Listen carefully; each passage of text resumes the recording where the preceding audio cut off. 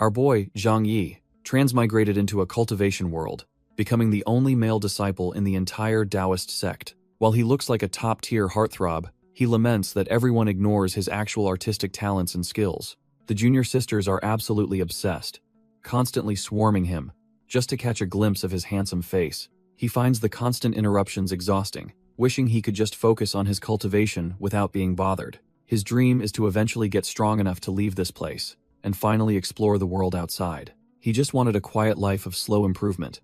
But fate had a much trash-tier plan in store. Suddenly, a system activates, demanding he confess to his master, or face a life as a castrated dog. His target is Yue Yao, the merciless fairy, a woman so cold she is basically a walking death sentence. Every man who ever tried to woo her ended up crippled or kicked out, leaving a mountain of regrets. Now Zhang Yi is completely dumbfounded, realizing he has to choose between a swift death and losing his manhood. Zhang Yi is snapped out of his panic when a cold voice asks what's weighing on his mind. The presence before him is suffocating, radiating the kind of beauty that usually leads to a quick death.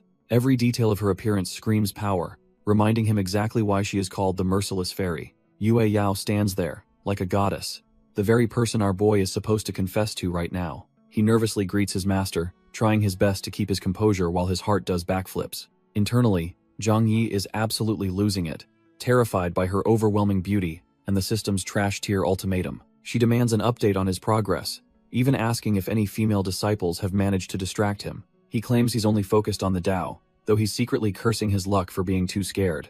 Yue Yao approves, noting she's already purged hundreds of weak-willed disciples who let their hearts wander. Realizing it's now or never, Zhang Yi argues that cultivation is meaningless if you can't even speak your truth. Yue Yao stares him down with those cold, golden eyes, waiting for him to dig his own grave. Our boy asks how she can preach about heartless cultivation when she's never even felt a spark of love. He grits his teeth, realizing he can't keep these feelings bottled up for another second. With a desperate shout, Zhang Yi finally confesses his love, throwing caution to the wind. The merciless fairy is actually dumbfounded, her icy composure cracking for just a split second. Sadly, the shock turns to pure disappointment as she sighs over her disciple's perceived weakness. She summons the moon sword, its cold light signaling that his confession just earned him a death sentence. Yue Yao threatens to strip his status and end his lineage for breaking the sect's most sacred rules. As the trash-tier system counts down the final 2 minutes, Zhang Yi's life flashes before his eyes. He remembers her kindness from years ago, back when he was just a child wanting to stay forever. Yue Yao is completely dumbfounded, her icy mask finally shattering as she processes his sudden, reckless confession. Our boy remembers the warmth of her cooking when he was just a kid, reaching his first cultivation milestone. Even when his progress hit a wall at 15, she was the only one who didn't give up. The merciless fairy remains silent, her yellow eyes hiding a storm of conflicting emotions beneath that cold exterior. Despite the memories, the moon sword stays pressed against his throat, ready to end his life for this heresy. Zhang Yi smiles sadly, deciding he won't let his feelings become a burden to the woman he loves. He suddenly pivots, his boots kicking up dust as he makes a desperate dash away from her blade. Yue Yao screams in horror as she realizes the idiot is actually throwing himself off the mountain's edge. As he plummets, he promises to love her in the next life, though he's definitely not happy ending like this. Gravity kicks in and panic hits as he realizes too late that he never actually learned how to fly. Our boy panics as the timer ticks down, realizing he might die and become a dog simultaneously. Suddenly, a firm hand grabs him, stopping his fatal descent just in the nick of time. Yue Yao demands to know if he is suicidal, but he simply claims his sacrifice was for her. The cold sect leader is visibly shaken, her icy exterior cracking at such a bold, reckless declaration. Frustrated by her own wavering heart, she tells him to shut up and tosses him toward the ground. He hits the dirt with a massive thud, sending a cloud of dust over the shocked onlookers. Against all odds, the system confirms his success and grants him the legendary Supreme Holy Body reward. As the dust settles, the merciless fairy looms over him, her presence as heavy as a mountain. She coldly informs him that by choosing this reckless path, he has effectively ruined his entire future. Yue Yao vows to expel him from the sect immediately, leaving our boy completely dumbfounded in the crater. Zhang Yi feels an overwhelming surge of divine power as the legendary Supreme Holy Body finally awakens within him. Yue Yao stands frozen, unable to believe her eyes as a supreme phenomenon manifests right before her. The surrounding disciples can't contain their excitement, cheering for their senior brother who just shattered his mortal limits. Our boy lets out a primal roar, his eyes burning with a golden light that signals his true ascension. A massive golden dragon erupts from the crater, soaring toward the heavens and announcing his arrival to the world. The pillar of light is so massive that cultivators from distant sects realize a new powerhouse has awakened. The elders tremble in fear, realizing this holy body might actually signify the end for all traditional cultivators. Even the ancient beasts in the deep mountains stop in their tracks, drawn to the blinding light. The spirit fox watches in terror, knowing that a supreme being has finally appeared among the human race. The sky itself ripples under the pressure of his new power, forever changing the fate of this world. Even a lone observer in the stars is dumbfounded as a massive energy beam strikes the world below. The celestial farmer watches in disbelief, realizing that whatever just happened on that planet is definitely not normal. Back on the ground, the sky splits open as the divine light finally settles into its new host. Our boy feels the supreme holy body take hold, instantly boosting him straight into the spiritualization realm. Yue Yao is completely frozen, unable to believe her disciple reached such a profound level in mere seconds. Zhang Yi cheekily suggests that falling in love is the secret to his lightning-fast growth, teasing his master. She snaps back that romance has nothing to do with it, warning him that rival sects are already coming. He realizes his new constitution is a double-edged sword that threatens the interests of every top-tier expert. The gravity of the situation hits him as he realizes he has officially become the world's most wanted target. Yue Yao tries to usher him to safety, but he refuses to let her face the storm alone. The sky ripples with hostile energy as powerful invaders force their way into the sect's sacred grounds. 3 top-tier powerhouses emerge from the void, their overwhelming presence instantly crushing the surrounding atmosphere. These vultures look down on the pair, clearly intent on claiming the divine prize that just descended. Leading the pack are the heavy hitters from the Earth Sect, Heavenly Sect, and Wind City. Yue Yao immediately draws her blade, telling these intruders to stay out of her sect's private business. Senior Qinglian ignores the threat, her eyes locked onto our boy as she confirms his legendary awakening. She shamelessly tries to scout him, calling his master an old woman who is wasting his talent. Yue Yao fumes at the demoness, while Zhang Yi cheekily backs his master up against the thirsty recruiter. Not to be outdone, Zhou Di and Feng Wuji start throwing out bribes of women and endless resources. Yue Yao finally snaps and unleashes her full power, vowing that no one is snatching her disciple away. Zhang Yi calls out their greed, knowing they just want to turn him into a human pill ingredient. The trash-tier elders try to play it off as kindness, but their masks are clearly slipping. Our boy isn't buying it and gives them a one-finger salute, swearing loyalty to his master forever. Seeing their bribes failed, the trio instantly switches to threats, showing their true, ugly colors. Yue Yao watches with a rare smile, proud that her disciple finally has some real dignity. Senior Qinglian loses her patience and lunges forward, intent on making him her personal slave. Not wanting to be left out, the other two join the fray to snatch the divine prize. Yue Yao won't let them touch a hair on his head and prepares to face them all. Their powers collide in a massive shockwave that threatens to level the entire sect grounds. Seeing his master pressured, Zhang Yi ignites his new holy body to jump into the fire. These 3 trash-tier leaders are practically drooling, completely obsessed with snatching our boy and his supreme holy body. A massive explosion of chi suddenly erupts as their combined greed clashes against the sect's defenses. The shockwave sends the 3 vultures reeling, yet they refuse to back down from their divine prize. Yue Yao desperately shields Zhang Yi from the blast, telling him to get to safety while she holds firm. Our boy is dumbfounded when he sees his master coughing up blood after tanking that brutal hit for him. Senior Qinglian mocks her, claiming she is running on fumes and should just hand the boy over already. Even while injured, the merciless fairy stands her ground, swearing they will never take him while she still breathes. The other sect disciples rush out with blades drawn, ready to die defending their senior brother from these intruders. Zhang Yi realizes that even with their spirit, the sect cannot survive a war against 3 major powers. Stepping forward with grim resolve, our boy declares he will take full responsibility to keep his family safe. The 3 vultures loom over our boy, promising him a grand future if he just ditches his sect. Yue Yao snaps at him, warning that these trash-tier elders will just refine him into a human pill. Realizing talk is cheap, the invaders prepare to crush the master to finally claim their divine prize. Suddenly, a massive crimson pillar of light pierces the heavens, stopping the bloody confrontation dead in its tracks. High above, a terrifying double-pupil eye manifests amidst a chaotic storm of red lightning and spiritual pressure. Senior Qinglian and Feng Wuji are completely dumbfounded, recognizing the legendary sign of a double-pupil holy body. Zhou Di realizes the light is coming from his own heavenly sect and erupts into a fit of joy. Our boy is baffled by the timing, wondering why these rare holy bodies are suddenly popping up everywhere. Yue Yao looks on grimly, knowing this shift in power will make the heavenly sect an unstoppable force. Laughing like a madman, Zhou Di ditches the fight to go welcome his sect's new golden child. Feng Wuji and Senior Qinglian are absolutely fuming because their ally ditched them the second things got complicated. Senior Qinglian figures that since the holy bodies will just cancel each other out, it is time to bounce. Our boy just watches this trash-tier display of cowardice, realizing these so-called experts only bully the weak. Making some lame excuses about urgent business, the two invaders prepare to tuck tail and run.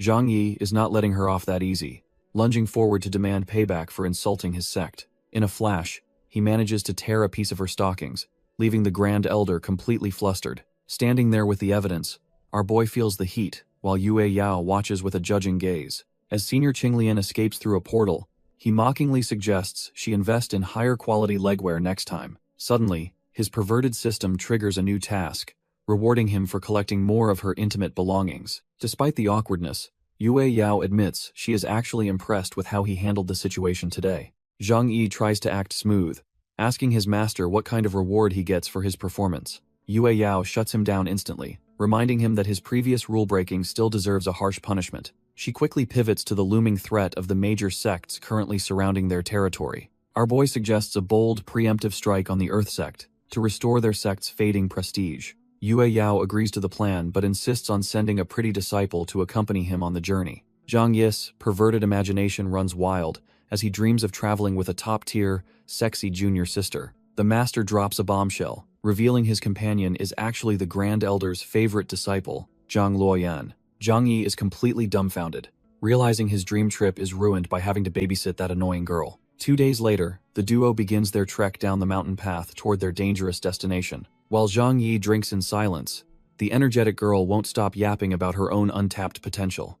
Zhang Luoyan chirps away, asking if it is true that her senior brother finally reached the spiritualization stage. Our boy isn't having it, and immediately lays down the law with 3 strict rules for their journey. She just pouts and calls him boring while stuffing her face with snacks, completely ignoring his serious tone. Zhang Yi recalls the last time they teamed up, when her pill-stealing antics got him chased for miles. She shifts gears to warn him about Yahello, a rival genius who recently awakened a powerful holy body. He realizes their divine constitutions are destined to clash, especially since Yahello still holds a petty grudge. The mood shifts instantly as she starts daydreaming about all the top-tier food waiting at the Earth sect. Zhang Yi loses his cool and warns her that any more screw-ups will lead to serious consequences. From a distance, Yue Yao watches her disciples bicker as they make their way down the mountain path. She smiles to herself, hoping this dangerous mission will finally force the two of them to grow up. Yue Yao is still stuck on why our boy would risk everything just to confess his feelings to her. She stares at the horizon, wondering if mortal emotions actually hold any weight in the cold path of cultivation. Meanwhile, the duo finally reaches the Earth Sect Square, where a massive crowd is already waiting for them. Zhang Yi is completely dumbfounded by the reception, never expecting to be such a celebrity in a rival sect. The local fangirls immediately swarm him, begging for autographs and a chance to admire the moon together tonight. While the guys try to brand him a spy, the ladies insist that someone that handsome couldn't be evil. Even some of the trash-tier male disciples can't help but admit that our boy's visuals are on another level. The chaotic fan meeting is suddenly interrupted by a pair of familiar, high-heeled boots stepping onto the scene. Senior Qinglian makes a grand entrance, officially welcoming her martial nephew with a surprisingly dignified and powerful aura. Zhang Yi pays his respects, noting that her usual provocative vibe has been replaced by a serious elder presence. Qinglian invites our boy inside for a private chat about the Tao, and he respectfully agrees to follow her. As they stroll through the scenic sect grounds, the atmosphere feels surprisingly peaceful for a rival territory. Zhang Yi wonders why He's the only one invited, secretly hoping his troublesome junior sister stays out of mischief. Qinglian explains that the little girl lacks the depth for this talk, unlike her and Zhang Yi's shared path. Our boy starts sweating, feeling less like a guest and more like a sheep entering a tiger's hungry mouth. They finally reach their destination, but the vibe is shifting from professional to something far more dangerous. Zhang Yi is dumbfounded to find himself in a bedroom filled with some seriously questionable cultivation tools. Dropping the elder act, Qinglian admits she's been hooked since they met, and has him right where she wants. Just as he fears for his virtue, the system offers a legendary reward if he steals her intimate clothes. Qinglian moves in close, suggesting they hit the showers before getting down to their deep discussion of the Tao. Qinglian leans in close, whispering about a suggestive game of Mandarin ducks that makes our boy's skin crawl. She mentions she's heading to prep the bath and warns him not to keep her waiting for long. Zhang Yi plays the part of the submissive junior, acting cute while secretly plotting a high-stakes laundry heist. As she begins to undress, the room fills with steam, masking her movements from the world outside. She lets her guard down completely, never suspecting her guest is more interested in her clothes than her.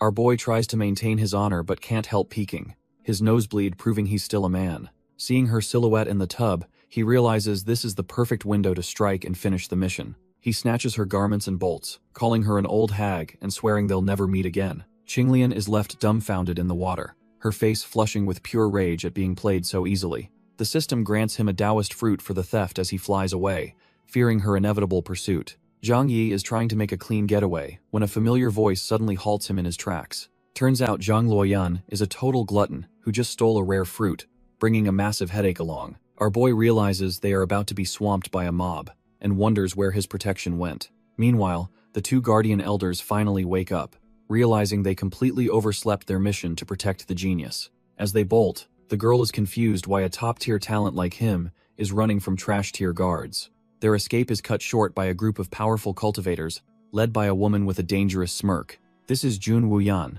the daughter of the Earth Sect leader, and she is clearly looking for trouble. Zhang Yi recognizes her immediately, cursing his luck for running into a woman known for her sadistic tendencies. He asks how they even know each other, noticing the younger girl is absolutely fuming with resentment. It turns out this demonic woman once stole her favorite snack, and she has never forgiven the theft. Jun Wuyan mocks the girl over a simple snack, while our boy just can't handle their combined idiocy. Things get heated when Jun Wuyan accuses her of stealing a precious vermilion fruit, demanding a heavy punishment. Zhang Yi tries to play peacemaker, offering to pay for the fruit just to keep things from getting messy. Feeling like a total burden, Zhang Luoyan breaks down in tears, apologizing for dragging him into her drama.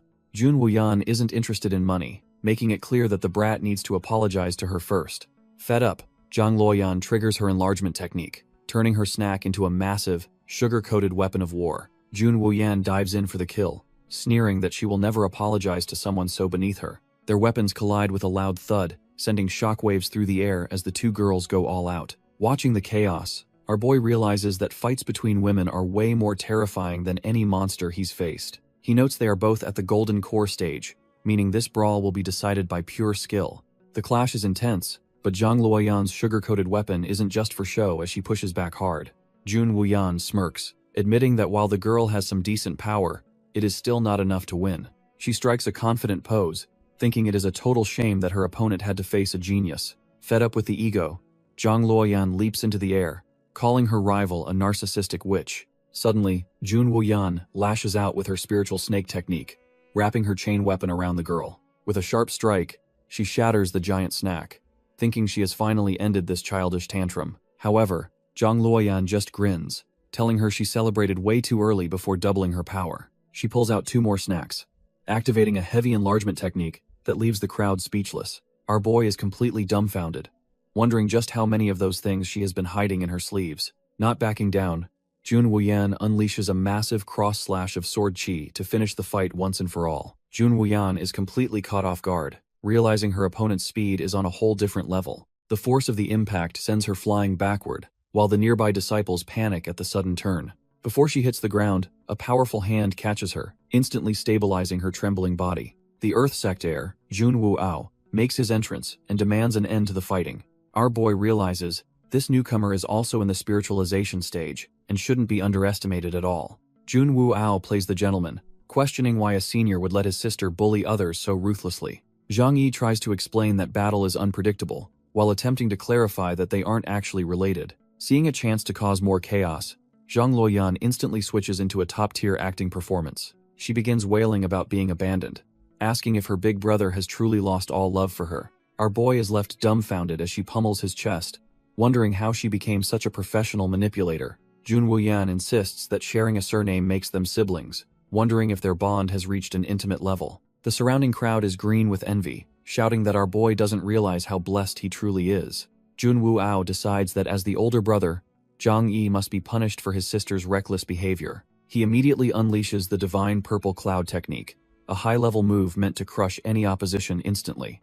Zhang Yi tells the little troublemaker to hide while he tests out some spells he learned in his downtime. He counters with the six-fold heaven-piercing strike, channeling massive amounts of mana to meet the incoming threat head-on. The two powerful techniques collide in a violent clash of purple and gold energy that shakes the ground.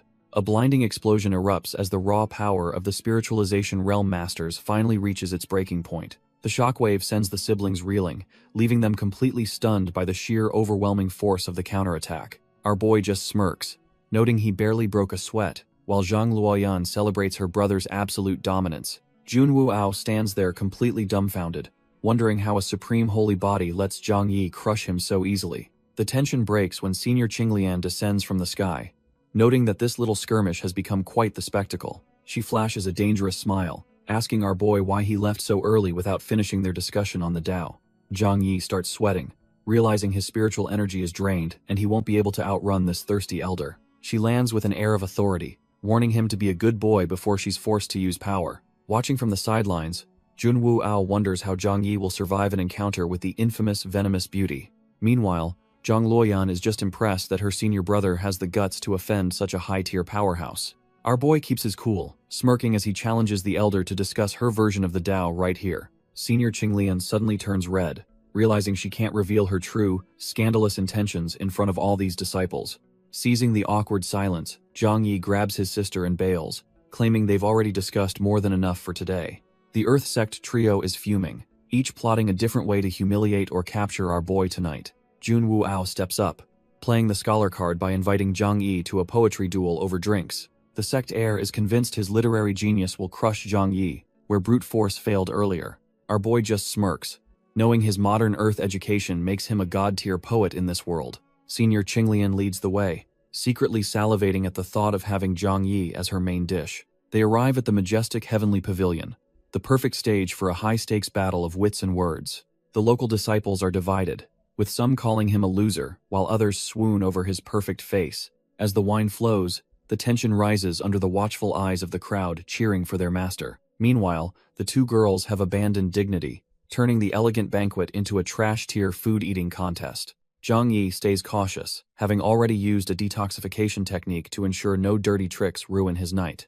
Jun Wuao confidently kicks things off, deciding to use wine as his opening theme for the duel. Our boy takes a sip, genuinely curious to see if this supposed genius actually has any real game. The heir begins his recital, looking out toward the horizon as he channels his inner literary master. His words actually trigger a spiritual manifestation, leaving the local trash-tier disciples absolutely dumbfounded by his talent. While Jun Wuyan swoons over her brother, Zhang Luoyan just pouts, refusing to admit he's even remotely impressive. Senior Qinglian watches with a smirk, convinced that Zhang Yi is about to get completely schooled in poetry. After finishing, the heir asks for a critique, and Zhang Yi politely admits the performance was pretty dynamic. He realizes that, in this world, top-tier lyrics can literally bend reality, so he can't just coast. Sensing an opening, the thirsty elder suggests he write about the moon to honor his master's name. Suddenly, a system mission triggers, and our boy decides it's time to get serious for those rewards.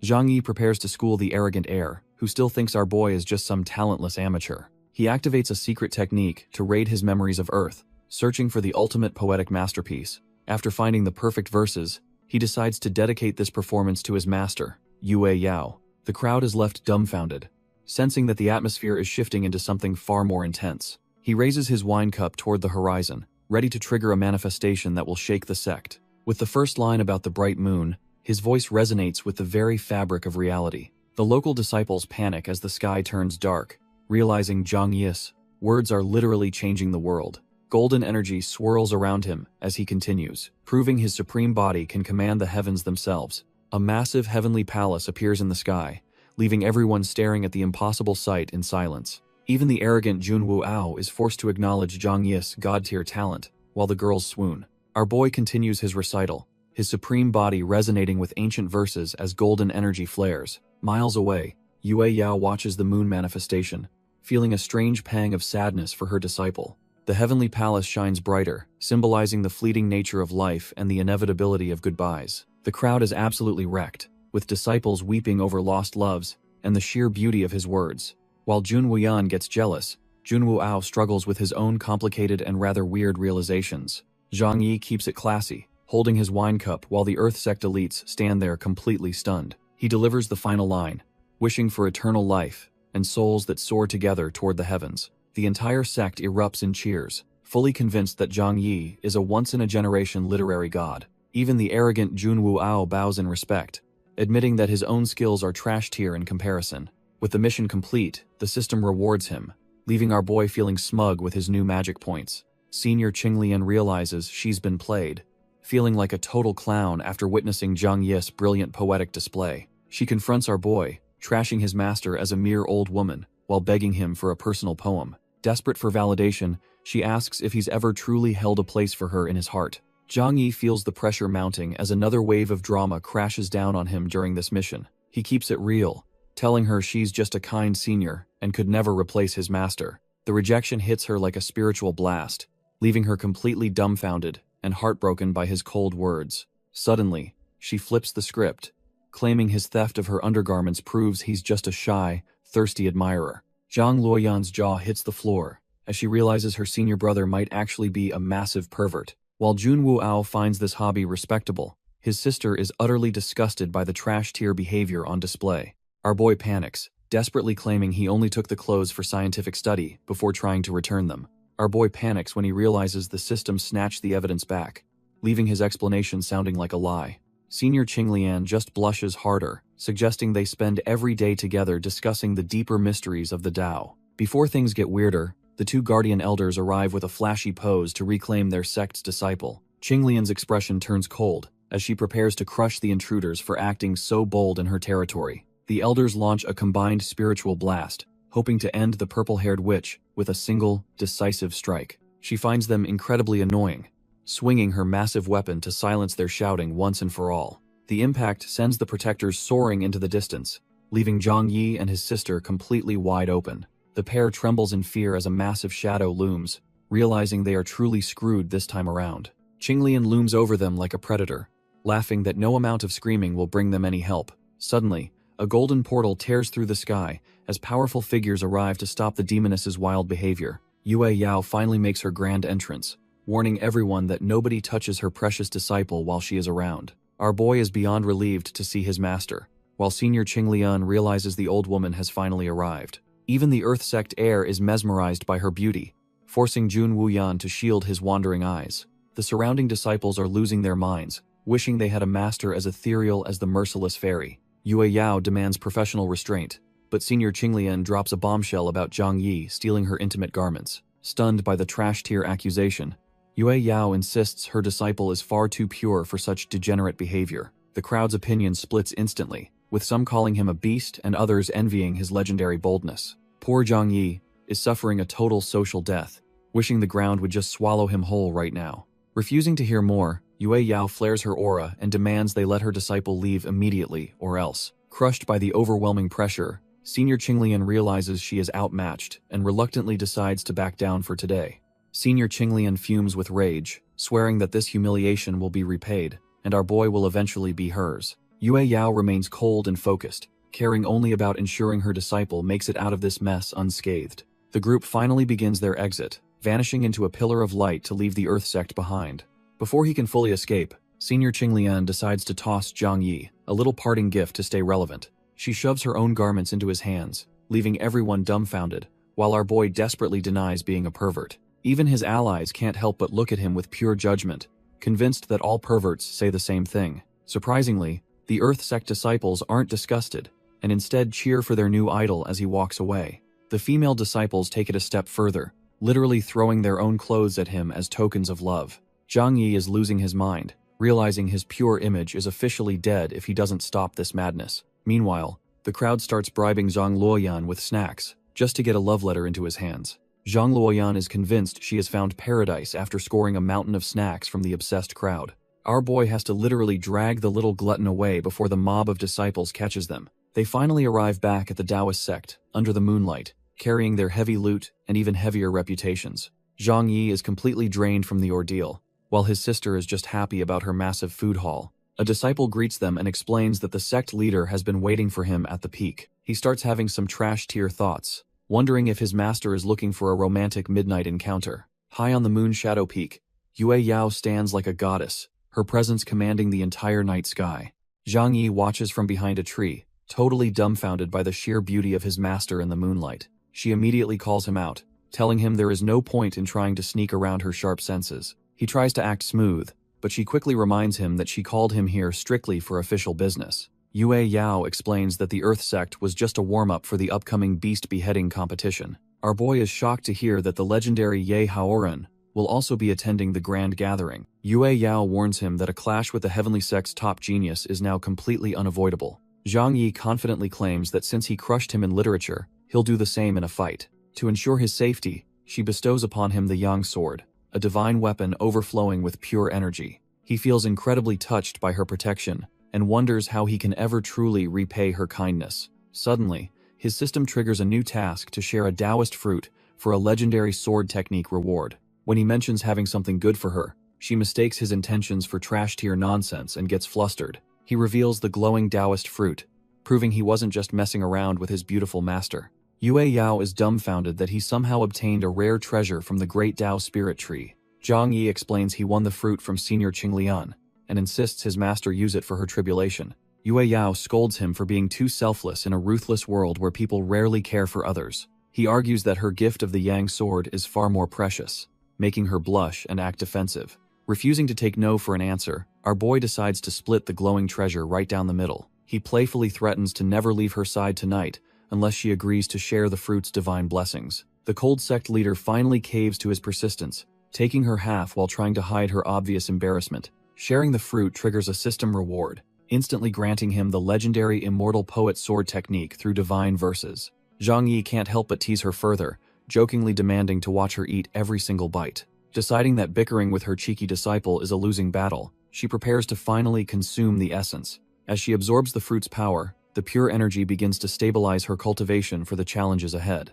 The spiritual energy of the fruit immediately reacts, flooding Yue Yao's body with pure, unrefined power. She struggles to contain the force as it violently collides within her meridians and tests her limits. Seeing her success, our boy decides it's time to enjoy his own share of the glowing treasure. The effect is instantaneous, surging through him with a potency that puts ordinary heavenly treasures to shame. Yue Yao watches in disbelief, shocked that he can refine such massive energy with such effortless speed. Gripping the Yang sword, he feels confident enough to take on anyone at the upcoming competition. However, his master quickly humbles him, explaining that his rival Ye Haoran is still the stronger fighter. He suspects some high-level figure might be backing his enemy, but he refuses to back down now. After promising to be careful, he learns that Zhang Luoyan will be joining him for the journey. Our boy can only sigh, praying that his troublesome sister doesn't cause another massive disaster during the fight. Our boy and his sister finally set off toward the location of the beast beheading competition.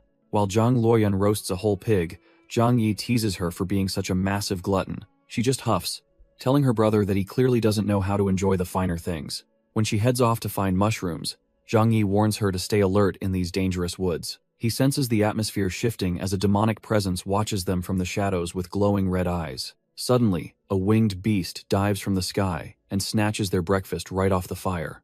Zhang Yi immediately draws his sword, realizing a high-level demonic beast has just crashed their meal. Poor Zhang Luoyan is absolutely devastated, weeping over the loss of the pig she spent all morning roasting. Refusing to let their food get away, they both take off into the forest to hunt the thief down.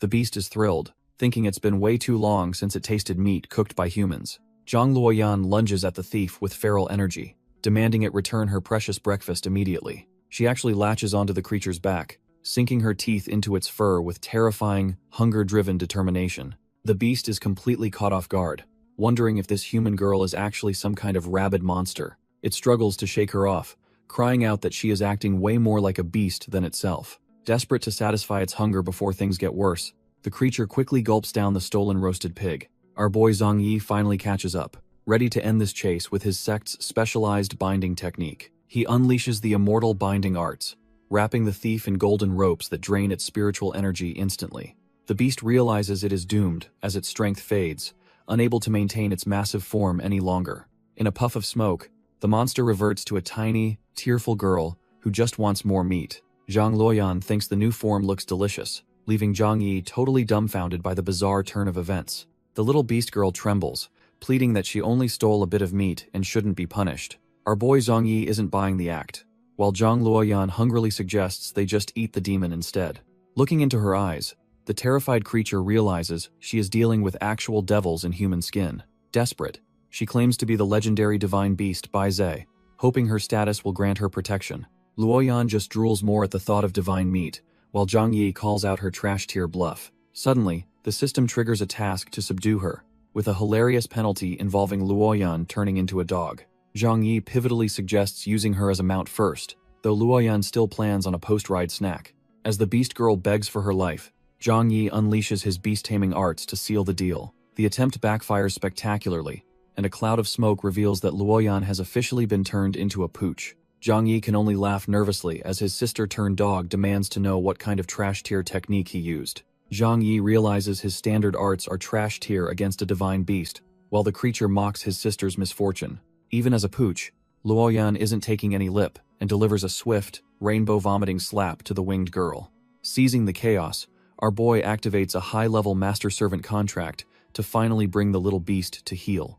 The divine creature is dumbfounded by his massive spiritual aura as the contract binds her soul against her will. With the seal complete, Zhang Yi casually informs his new mount that her flying days are now his property. Despite her pride, she finds his head pats surprisingly addictive and wonders if she is being totally swindled. Luoyan suggests turning the girl into emergency rations, but Zhang Yi reminds her she is the one stuck barking. Furious at being the butt of the joke, the little dog sinks her teeth into her brother's leg. He just sighs and promises that her embarrassing canine transformation will finally wear off by tomorrow morning. With his new servant and his grumpy sister in tow, the group continues their journey through the dense forest. The scene shifts to the massive Nether Mountain Beast beheading competition, where the world's top geniuses have gathered. Among the elite is Yahello, the heavenly sect's top dog, who finds the entire opening ceremony utterly boring. He looks down at the trash-tier crowd, disgusted that such weaklings are even allowed to compete alongside him. Suddenly, a seductive spirit named CG manifests, teasingly offering her power to ensure he secures an easy victory. Yahello isn't having it, reminding the spirit that she already violated his bottom line by forcing his awakening. She just brushes his anger off, claiming her only desire was to see his holy body reach its potential. With his eyes glowing, he demands that this parasite finally leave his soul after 3 long years of possession. Shiji just purrs in response, admitting she is far too addicted to the sweet scent of his blood. She continues to mock his frustration, knowing full well that no one else can see their private little arrangement. Meanwhile, the surrounding disciples gossip about his arrogance, unaware of the literal demon whispering in his ear. Yahello is pushed to the edge, his eyes burning with a sudden and violent realization. He finally snaps, lashing out at the trash-tier crowd while declaring that insects don't deserve to live. The arena quickly turns into a total slaughterhouse as he ruthlessly mows down anyone in his path. Standing over the carnage, he cold-bloodedly decides that a simple death is far too merciful for these weaklings. Shiji just enjoys the show, casually harvesting the low-level blood chi to satisfy her endless hunger. The horrified spectators can't believe their eyes, realizing their handsome genius is actually a total monster. High above the chaos, our boy Zhang Yi is having a rough time as his mount loses control. The divine beast screams that it can't stop, hurtling toward the arena like a feathered white meteor.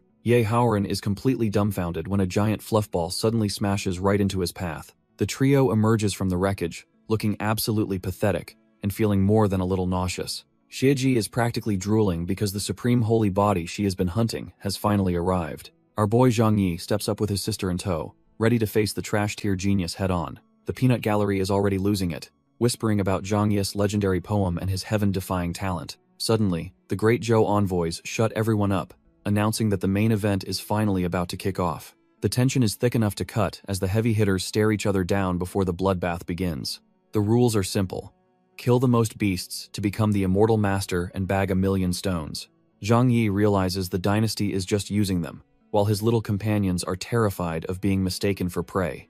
Yahello starts spewing some main character nonsense about clearing his shame, but Zhang Yi isn't buying the act. When the system offers a massive reward for crushing his rival, our boy decides it's time to get serious. He mocks his opponent with a gesture and tells him to bring his best game to the battlefield. The beast beheading competition officially kicks off in the Black Forest as trash-tier cultivators rush in for glory. Our boy Zhang Yi finds the shouting cringy, worrying that these idiots will alert every beast in the area. He grumbles about being used as a mount while his little companions demand he go faster for snacks. Meanwhile, the spirit Shiji teases Yahello with a pet name, much to his visible annoyance. Yahello plans to let the other idiots scout ahead while they wait to swoop in and profit. Suddenly, a massive, terrifying aura fills the air, making the fodder disciples realize they are in deep trouble. The atmosphere burns up as the panicked group prepares for a fight they definitely aren't ready for. Out of the smoke charges the Shiba Inu King, a spiritualization stage beast that looks absolutely shredded.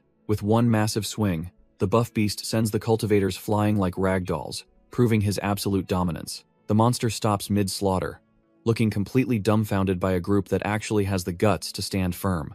Ma Xianxi steps up, claiming that true experts always arrive at the perfect moment to save the day. The crowd goes wild, recognizing him as the reigning champion of the last beast beheading competition. He talks big, telling the massive beast that a mere dog can't even touch his shadow. This self-proclaimed expert charges up his 1,000 birds lightning whip, confident this flashy move will end the fight. Turns out, the Shiba Inu King doesn't care about flashy names and just pimp slaps him into the dirt. The disciples are dumbfounded, complaining about the lack of morals in a beast that uses surprise attacks. Ma Xianxi ends up looking surprisingly peaceful for a guy who just got his pride and bones shattered.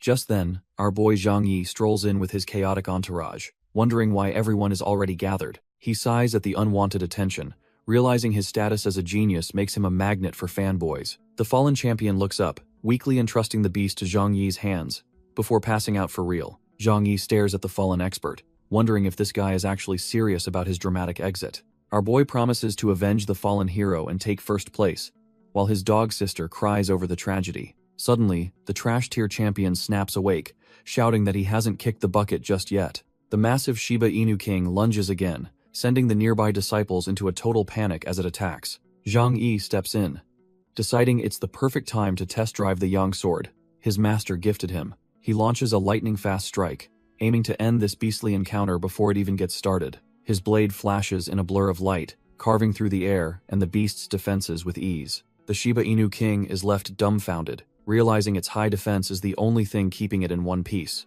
As the beast tries to bolt, Zhang Yi's chaotic companions give chase, refusing to let their new toy escape. Surrounded by starstruck fans, Zhang Yi plays it cool, reminding everyone they still have a competition to win. Yahello watches the horizon, sensing that the real carnage is only just beginning to unfold. Xieji smirks beside him, eager to witness the bloody show they are about to start. Deep in the forest, the divine beast and the little dog accidentally lure a massive stampede. Our boy is left sweating as he realizes his pets have just invited the entire demonic army. A terrifying wave of monsters crashes through the trees, hungry for the disciples' blood.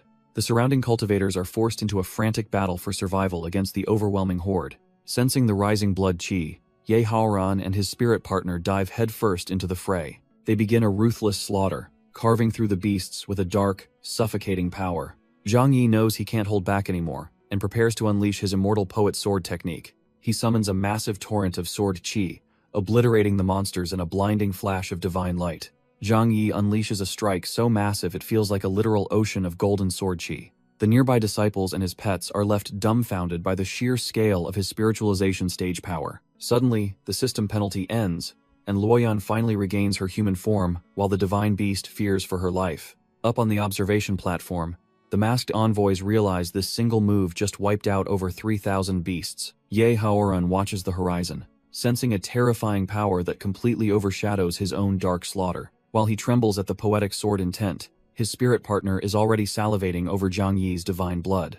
Our boy just sighs, thinking that being this invincible is actually getting a little lonely. When a purple tiger dares to scavenge nearby, he spots his rival and decides not to let him steal the kill. Both geniuses charge at the same time, leaving the poor beast completely confused as they close in. Their powers collide in a massive boom, turning the hunt into a direct clash between the two top-tier monsters. Shiji panics as Zhang Yi's pressure mounts, screaming for her host to stop holding back his true power.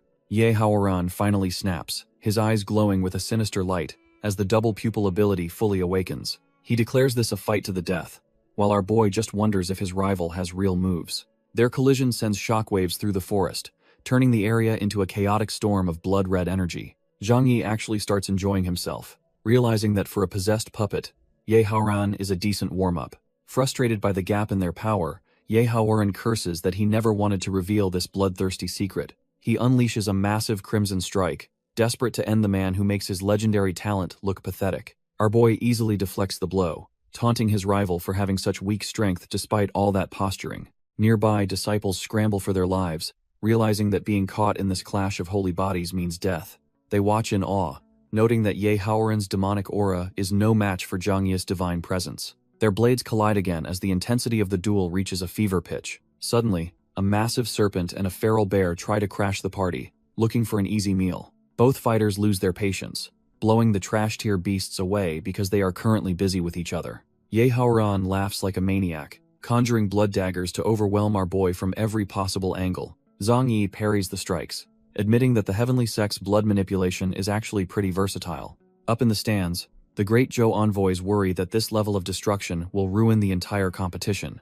Yiharan claims his double pupil state has finally decoded Zhang Yi's movements, exposing every single weakness. Realizing he can't stall anymore, our boy decides to ignite the true explosive power of his supreme holy body. The forest trembles as their ultimate techniques collide in a blinding flash of golden and crimson energy. Yahello is left dumbfounded, realizing his legendary talent is still second-rate compared to Zhang Yi's raw power. Shiji watches the clash from the sidelines, acknowledging that our boy is clearly the superior fighter. She puffs on her pipe, plotting to use Yahello's desperate desire for victory to rule the cultivation world. The Great Zhou envoys suddenly intervene, demanding the two stop their personal duel since the competition is over. Meanwhile, Luoyan and the Divine Beast are busy devouring a massive roast, complaining they are still hungry. Yahello refuses to yield, betting that his total beast kill count will still put Zhang Yi to shame. The officials begin the final tally, calculating the massive mountain of monster corpses left behind by the participants. One envoy is left completely dumbfounded as he reads the final report, unable to believe the recorded numbers. He announces that Zhang Yi secured the win with 3,650 kills, barely edging out his rival's count of 3,600. Our boy is officially crowned the Immortal Master, though he secretly feels the fight was far from satisfying.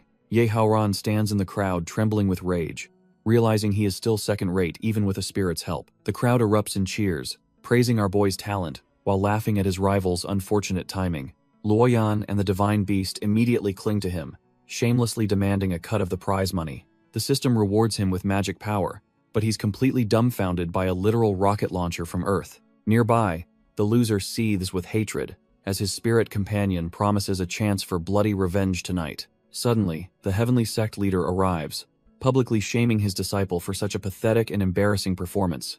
The humiliation is the final straw, causing his eyes to glow with a terrifying, murderous red light. He looks down on his master, calling him short-sighted trash who isn't fit to lead anyone anymore. The surrounding disciples are horrified, accusing their senior brother of total betrayal and losing his mind. In his heart, he vows to slaughter everyone and rebuild a world that is actually worthy of him. As night falls over the competition penthouse, a dark and ominous energy begins to brew in the shadows. Our boy finds his sister and the Divine Beast passed out after treating his hard-earned stones like snacks. He scans the room, realizing the female cultivators are all trash-tier drinkers who couldn't handle a single celebration. They're all dreaming of him, begging for his attention while he just stands there feeling like a total gentleman. Little does he know, Xieji is creeping in, hungry for his divine blood and unyielding body.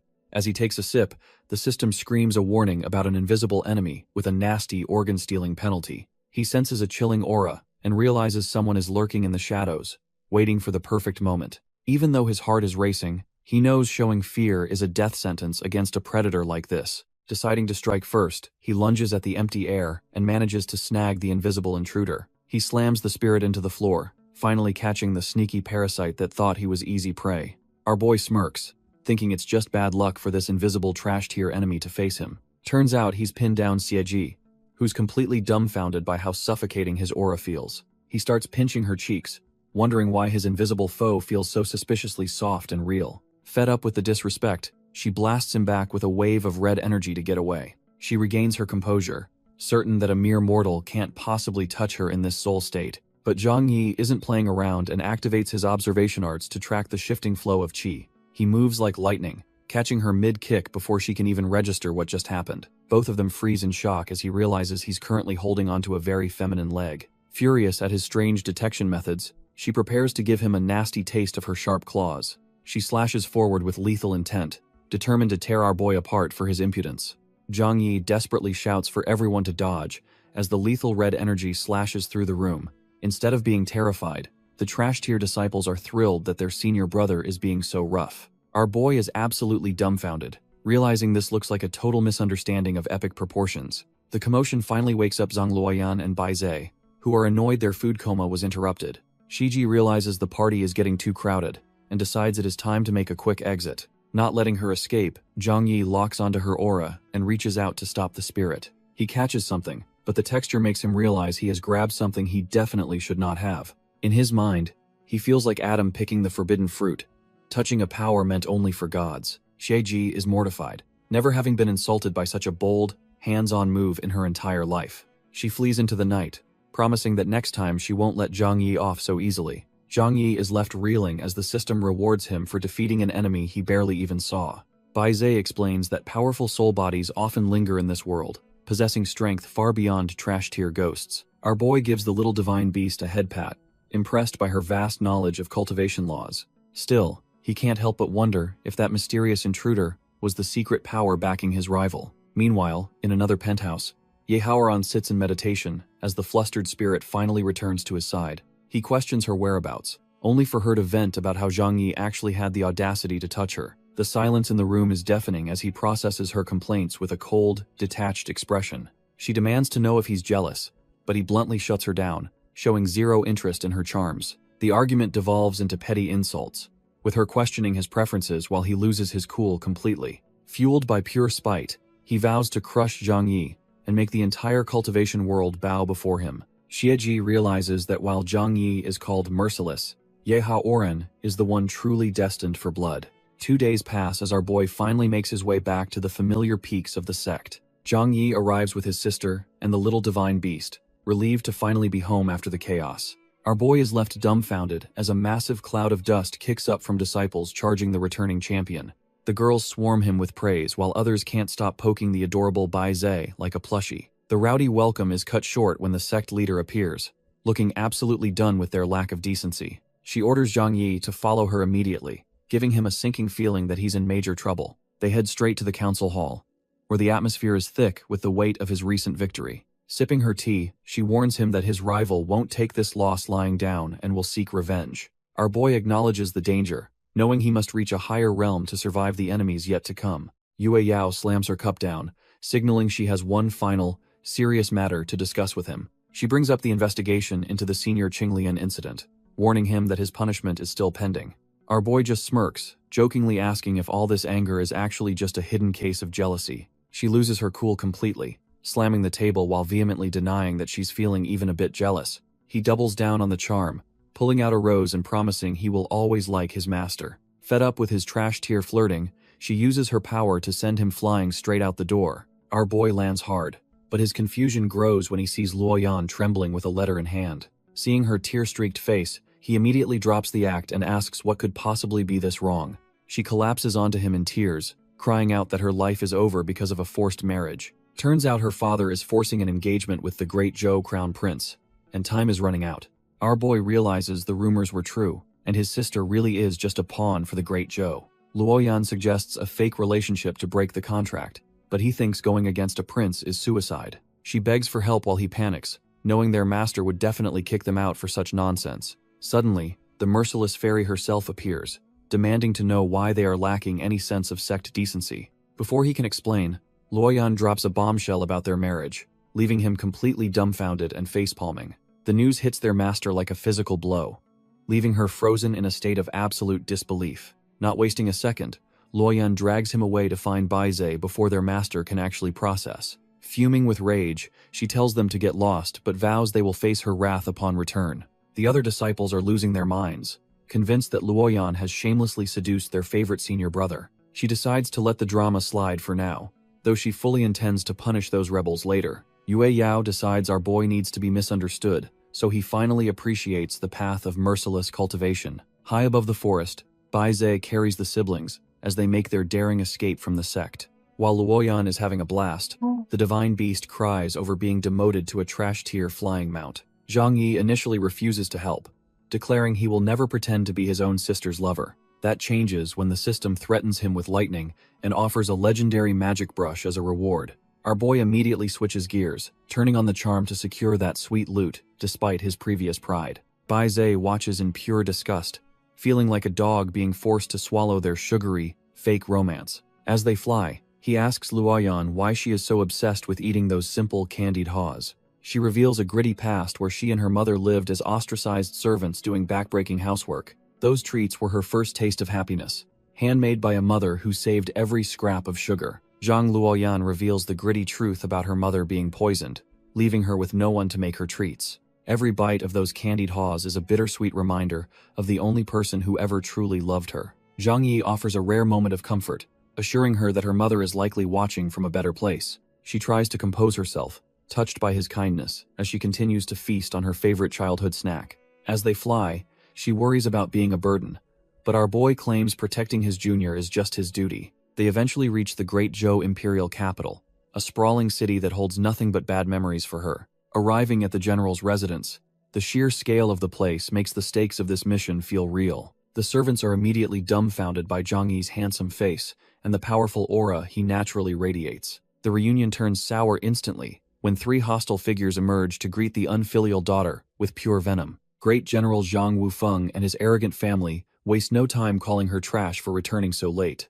Luoyan drops a bombshell, claiming she and our boy are in love just to break the prince's engagement. Madame Zhang isn't having it, screaming that the trash-tier daughter should just shut up and marry royalty. Luoyan finally snaps, accusing the woman of poisoning her mother and making her childhood a living hell. The whole family is dumbfounded by her rebellion, with Zhang He even itching to deliver a beating. Zhang Yi steps forward, reassuring his junior that he has a special trick to make them pay. He activates a secret technique, his mana surging as he prepares to humiliate the arrogant household. Suddenly, Madame Zhang realizes her body is no longer her own, her mouth moving against her will. Our boy decides to spice things up by tossing a smiling half-step pill into the mix. As she swallows the pill, the general erupts in a murderous rage, threatening the Taoist sect's genius. Zhang Yi just smirks, telling Luoyan to watch as the pill drives her stepmother absolutely insane. Madame Zhang starts dancing like a total lunatic, singing nonsense while her husband and son watch in absolute horror. Seizing the opening, Luoyan demands the truth about her mother, and the drugged woman gleefully admits to the murder.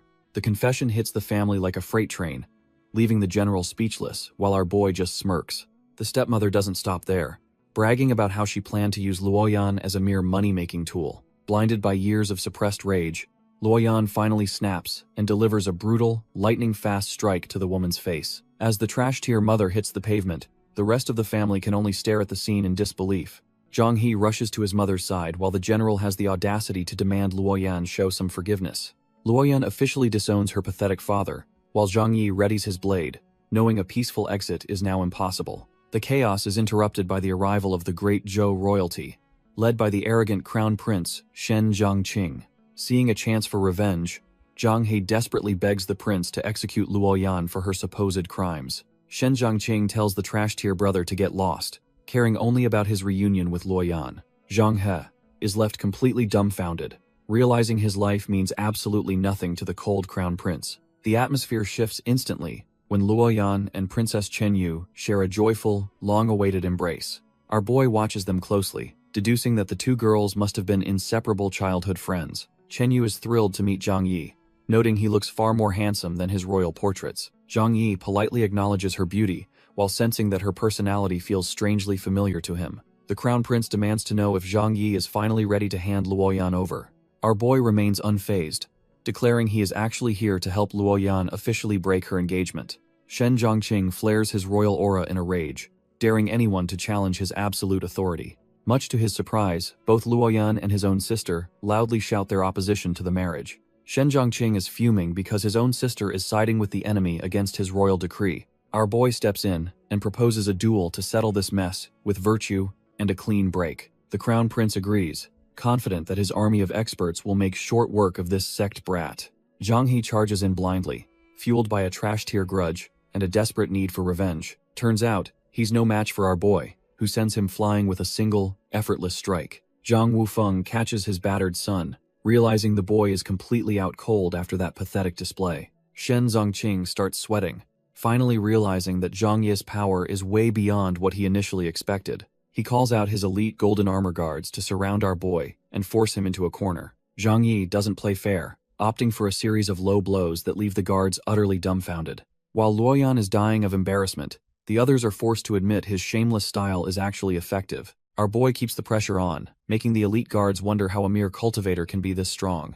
He reminds them that raw physical power is just one of the many perks of his supreme holy body. Seeing his men get trashed, Shen Zhongqing decides to step in personally to reclaim his royal dignity. Zhang Yi doesn't care about titles and clocks the crown prince so hard he starts tasting the rainbow. The onlookers are completely dumbfounded that someone would actually dare to lay hands on the great Zhou royalty. Surprisingly, the prince feels a strange comfort as the punch accidentally clears his blocked meridians like a massage. To keep things dignified, our boy pulls out a literal RPG, claiming a royal opponent deserves a heavy-duty weapon. He pulls the trigger without hesitation, leaving the guards terrified by his sheer cruelty and lack of common sense. Shen Zhongqing realizes too late that he has zero time to dodge the incoming blast of spiritual energy. A massive explosion rocks the area, making Zhang Luoyan wonder if her brother is just putting on a fireworks show. Shen Zhongqing lies there in total bliss, realizing the blast actually tempered his body like a high-grade tonic. While the girls call him a total pervert,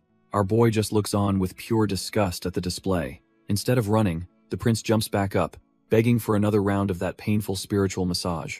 Zhang Yi decides to end the game with a brutal kick, making the prince realize he is totally outclassed. Finally reaching his limit, the battered royal pulls out a white flag and admits he is completely cooked. Luoyan celebrates her brother's victory, while the princess sighs, wishing her own brother was not such an embarrassment. Standing tall, Zhang Yi demands the prince keep his word and scrap that forced marriage once and for all. In his head, Shen Zhongqing starts seeing Zhang Yi as a literal god sent to guide his cultivation path. He agrees to cancel the wedding, but only if he can become a disciple under our boy's wing. When Zhang Yi rejects him for being male, the prince desperately settles for calling him his new big brother.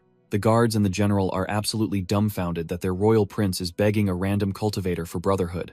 Our boy accepts the deal, while the prince promises to never lay a finger on Luoyan's business again. Luoyan feels deeply indebted to her brother, just as the system rewards Zhang Yi with a legendary magic brush. Suddenly, the princess asks to join the sect, hoping to stay close to her favorite new big brother. The system forces a new mission on him, making Zhang Yi curse his luck for having such demanding tasks. He agrees to help her, leaving the prince wishing he could just swap genders to join the fun. While the girls celebrate their future together, Zhang Yi wonders how hell ever convince his icy master. They take to the skies on Baizhe, leaving the drama of the imperial city far behind them. The divine beast grumbles about being a mere taxi while the princess claims her father won't mind her leaving. Surrounded by beauties, our boy prides himself on staying a total gentleman, despite the awkward situation.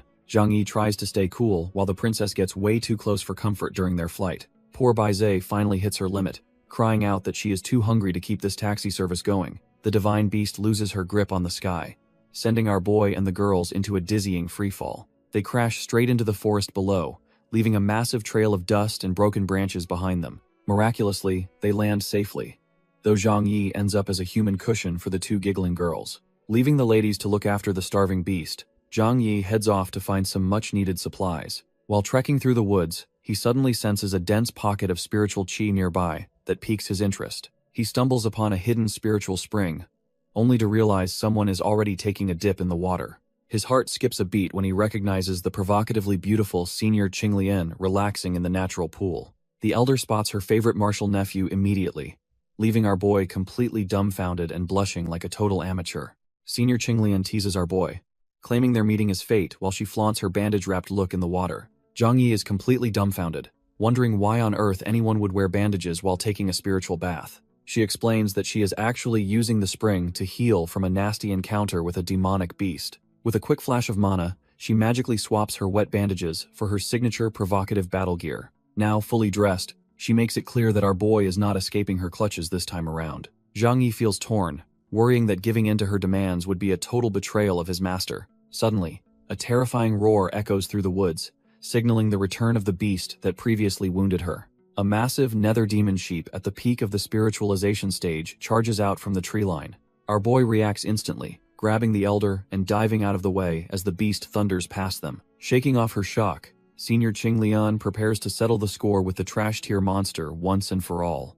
Zhang Yi pulls out the god's brush, hoping his system-granted tool can manifest something to stop the beast. He goes full artist mode, fusing ancient and modern techniques to activate his ultimate painting skill. The result is a glowing, trash-tier doodle he calls Rhubarb the dog. which looks anything but intimidating. As the weird summon flies toward the monster, Senior Qinglian can't help but feel a bit dumbfounded. Predictably, the poor pup gets swatted out of the air like a fly, yipping as it instantly vanishes. Our boy realizes that if his art is garbage, the fighting power is going to be just as pathetic. Not giving up, he decides to keep it simple and paints a massive glowing net instead. This time it actually works, pinning the massive ram to the ground and giving them a real opening. Senior Qinglian praises his quick thinking and unleashes her ripples of Tao to finish the job once and for all. Her mana-infused strike slams directly into the beast's head, finally bringing the rampaging monster to its knees. With the beast finally cooked, Senior Qinglian credits their hard-won victory to Zhang Yi's clutch support. Things get awkward fast when she leans in close, promising to reward our boy for his impressive performance. Zhang Yi starts sweating bullets, desperately trying to keep his Taoist heart from crumbling under her intense gaze. Suddenly, the system drops a high-stakes task, forcing him to write a love poem or face permanent inactivity. He decides to use his literary riz as a distraction, making the elder's heart skip a beat. Senior Qinglian gets competitive, demanding a masterpiece even better than the one he wrote for his actual master. After a frantic brainstorm about lotuses to match her name, our boy finally locks in the perfect prose. He prepares to recite a legendary piece, while she mistakenly thinks he's finally ready to confess his love. As he speaks of the lotus' unblemished purity, the entire forest seems to respond to his divine intent. She is completely mesmerized, feeling deeply moved as he compares her to a flower that shouldn't be profaned. Zhang Yi wraps up his poetic masterpiece, leaving the elder completely smitten by his unexpected literary talent. The system pings with a mission success, rewarding our boy with the divine painting ability for his smooth words. Senior Qinglian is beyond satisfied, lunging at him with a hunger that makes him fear for his life. He desperately tries to keep things professional, reminding himself that his heart belongs solely to his master. She puts him on the spot, demanding to know how she ranks compared to the Cold Moon Swordmaster. When he gives her a measly 5 out of 10, her expression shifts from adoration to pure disbelief. Enraged by the low score, she goes full tiger mode and sinks her teeth right into his shoulder. She slams him into the dirt, vowing that she'll eventually claim his body even if his heart resists. Turning her back, she resolves to make him fall just as hard for her as he did for Yue Yao. As she leaves, Zhang Yi realizes he's accidentally traded one problem for a much more obsessive, high-tier headache. Senior Qinglian claims the inner pill for herself, leaving the massive beast corpse for our boy to handle. She takes off with a final promise to make him submit, leaving Zhang Yi completely dumbfounded. He wonders if his resolve is weakening, feeling a strange sadness as the obsessive elder finally disappears. Returning to the campfire, he presents the massive sheep leg to his starving and impatient companions. The princess immediately detects a strange feminine scent, making him break into a nervous cold sweat. She gets dangerously close, claiming she can smell the stench of a lie on his very breath. He desperately tries to pivot the conversation, suggesting they start roasting the meat before everyone starves. The distraction works like a charm as the girls celebrate their upcoming feast with pure, unadulterated excitement. Chenyu remains suspicious though, resolving to find his weakness and use it to her advantage later on.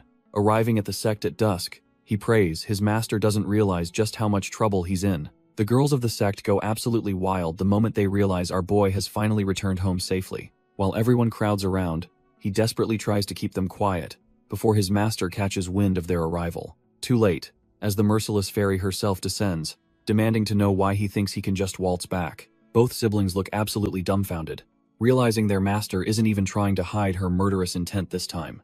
Meanwhile, the princess is completely starstruck, suddenly deciding that following Yue Yao is way better than following Zhang Yi. She quickly tries to play peacemaker, explaining that our boy only left to help his sister escape a marriage. When asked for her identity, the princess shamelessly fangirls and begs to be taken in as a new disciple. The siblings nearly have a heart attack, certain that being this direct will only make their master even angrier. Yue Yao isn't buying it, declaring that rules were broken and there's no way she's taking in more trouble. With a cold flick of her wrist, she opens her void bag to ensure they don't escape their punishment.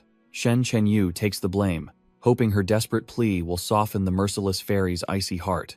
Yue Yao remains unmoved, coldly reminding the princess that she hasn't earned the right to call her master. Sticking together in the void bag, our boy reassures his sister that this punishment is actually quite lenient. However, Zhang Yi panics when his system threatens a massive cultivation penalty if the princess isn't recruited soon. As a storm rolls in, the sect is swallowed by a relentless downpour that matches the somber mood. Drenched and shivering, Shen Chenyu refuses to move, her spirit nearly broken by the fear of total failure. Passing disciples note her incredible persistence, but doubt the princess can ever sway their stubborn, high-tier master. Crying in the cold, she wonders if her selfish desire to stay has doomed the siblings she admires. Watching from behind closed doors, Yue Yao sees a familiar spark of willpower that drags up old ghosts. It turns out the legendary master was once a desperate girl kneeling before trash-tier cultivators, begging for a future. Back then, all she had were a few measly coins, and a dream that seemed completely out of reach.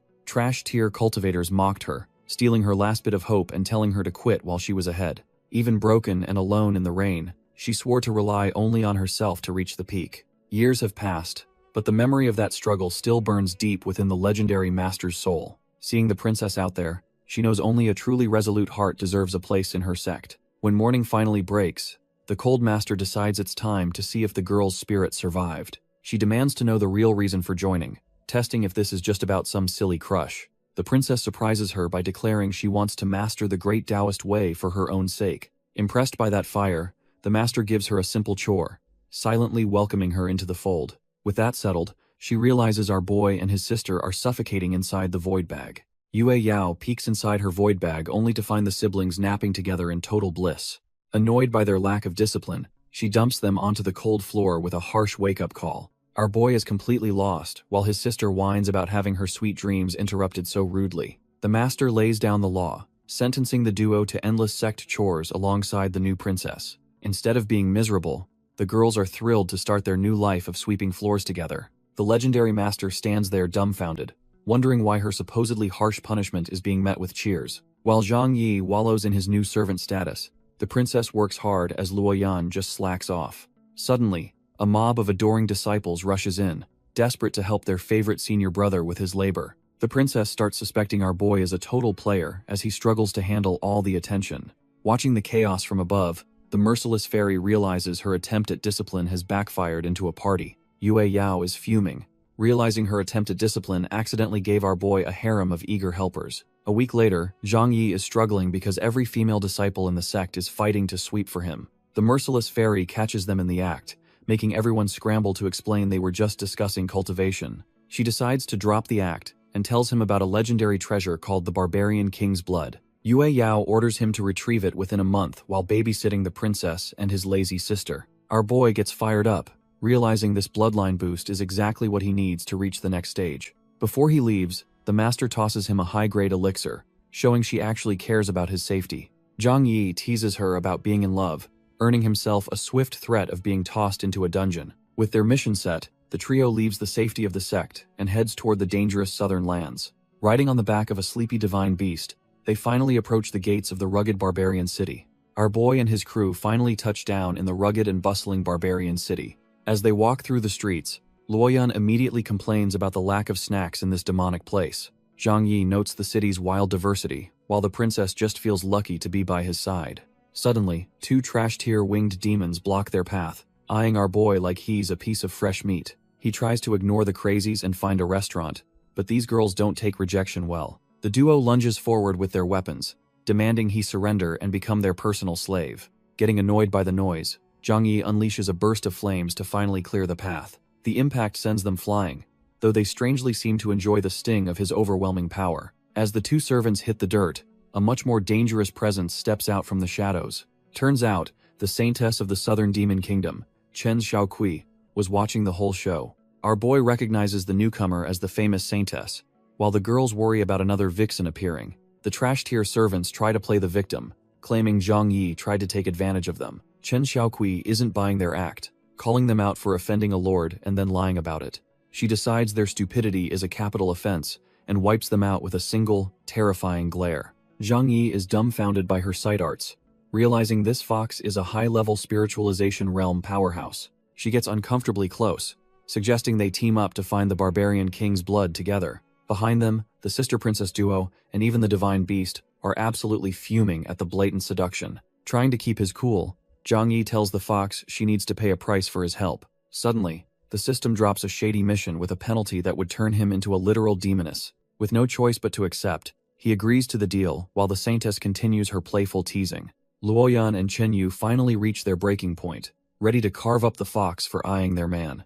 Chen Xiaokui just leans into the chaos, playfully vowing to steal our boy's first time right before them. Zhang Yi desperately tries to maintain peace, begging his girls to stay calm while the saintess keeps teasing. The drama is interrupted by a tiger-headed demon who thinks Chen Xiaokui is a total disgrace to demons. Turns out, this trash-tier tiger is just salty, because Zhang Yi is way more handsome than he is. Our boy and his crew are completely dumbfounded, wondering why this random beast is making such a scene. The newcomer introduces himself as Hu Zi, the supposed heartthrob of the demon tiger tribe, while striking poses. Chen Xiaokui isn't impressed at all, telling the tiger to back off and show respect to her partner. Hu Zi is absolutely devastated, feeling a literal arrow through his heart after being called a lowly demon. His lackeys decide to regain their boss's honor by launching a reckless, mana-charged attack on Zhang Yi. Bai Zhe makes quick work of the trash-tier lackeys, sending them flying while they cry for their mothers. Hu Zi is absolutely livid, accusing the little divine beast of murdering his loyal subordinates in cold blood. Losing his mind, the tiger demon screams that he is the boss and won't stand for this disrespect. Chen Xiaokui finally loses her patience and shuts him up with a slap, warning him not to start a war. The big bully turns into a total crybaby, sobbing that even his own father never dared to strike him. Ignoring the drama, the saintess invites our boy to a tavern, making the other girls fume with pure jealousy. While the princess and Luoyan plot to bankrupt the fox girl, Bai Zhe is just hyped for a free meal. Left in the dust, Hu Zi swears that the city isn't big enough for both him and Zhang Yi. Suddenly, a terrifying presence halts the tiger's tantrum as a group of mysterious hooded figures emerges from the shadows. The dragon saint, Long Tianyi, introduces himself and offers a shady alliance to finally take our boy down. Hu Zi is dumbfounded to see the dragon saint himself, asking if he's also after our boy's head. Long Tianyi demands the tiger act as his hound, unleashing pressure that forces the trash-tier bully to kneel. Moving away from the drama, the group finally settles in at the local barbarian business tavern. While the others feast, Luoyan proves she's easily bought, as long as the food is top tier. Our boy takes a drink but feels a sudden, chilling wave of killing intent prickling his skin. Scanning the room, he's stunned to see Yahello sitting just a few tables away. Yahello mocks his rival's slow reaction while plotting to seize the barbarian king's blood for revenge. The spirit Shiji manifests to tease her host about the fated, murderous bond he shares with Zhang Yi. He tells the ghost to stay hidden for safety, though she just laughs at his rare display of concern. The saintess leans in close, her overwhelming charm, making Zhang Yi wonder how anyone could possibly resist her. Zhang Yi teases the saintess by comparing her to a legendary temptress, making her wonder if she's just as beautiful. While the little ones focus on their food, the princess is absolutely disgusted by the blatant flirting happening nearby. The peace is shattered when the dragon saint storms in, demanding a challenge while the local trash-tier cultivators flee. Our boy doesn't even look up, claiming he only has time for beauties, and has zero interest in horned species. The dragon saint is losing his mind over the disrespect, but Zhang Yi just picks his ear like it's nothing. From the shadows, Shiji asks her host if he'll watch the show, but he's already planning his assassination. Zhang Yi suggests the dragon should handle a real threat like Yahello first before bothering a busy man. Hearing that name sends the dragon saint into a blind rage, recalling how that cruel monster once humiliated his kin. Before anyone can react, Zhang Yi points out his rival's hiding spot, causing the poor guy to choke on his drink.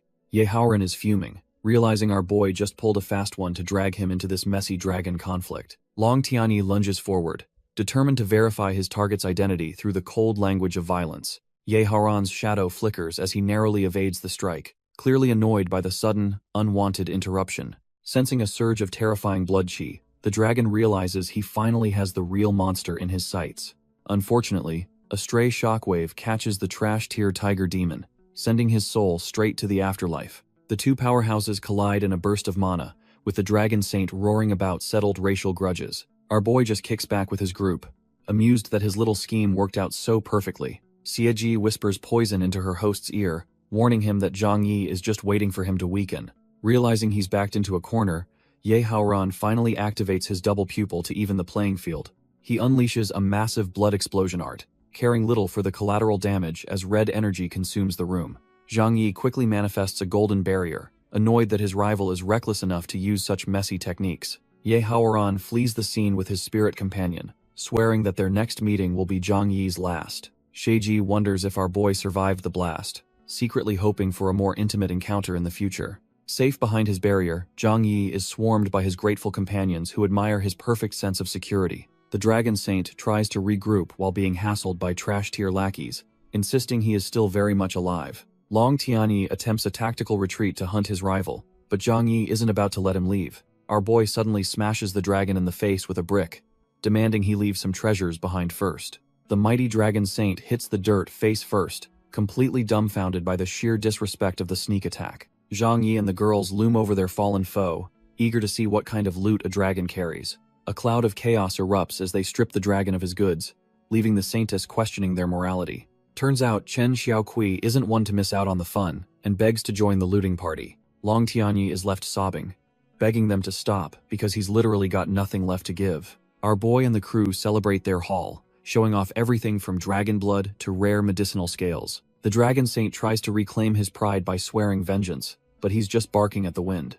Suddenly, his dignity takes another hit as his pants slide right off, leaving him completely exposed.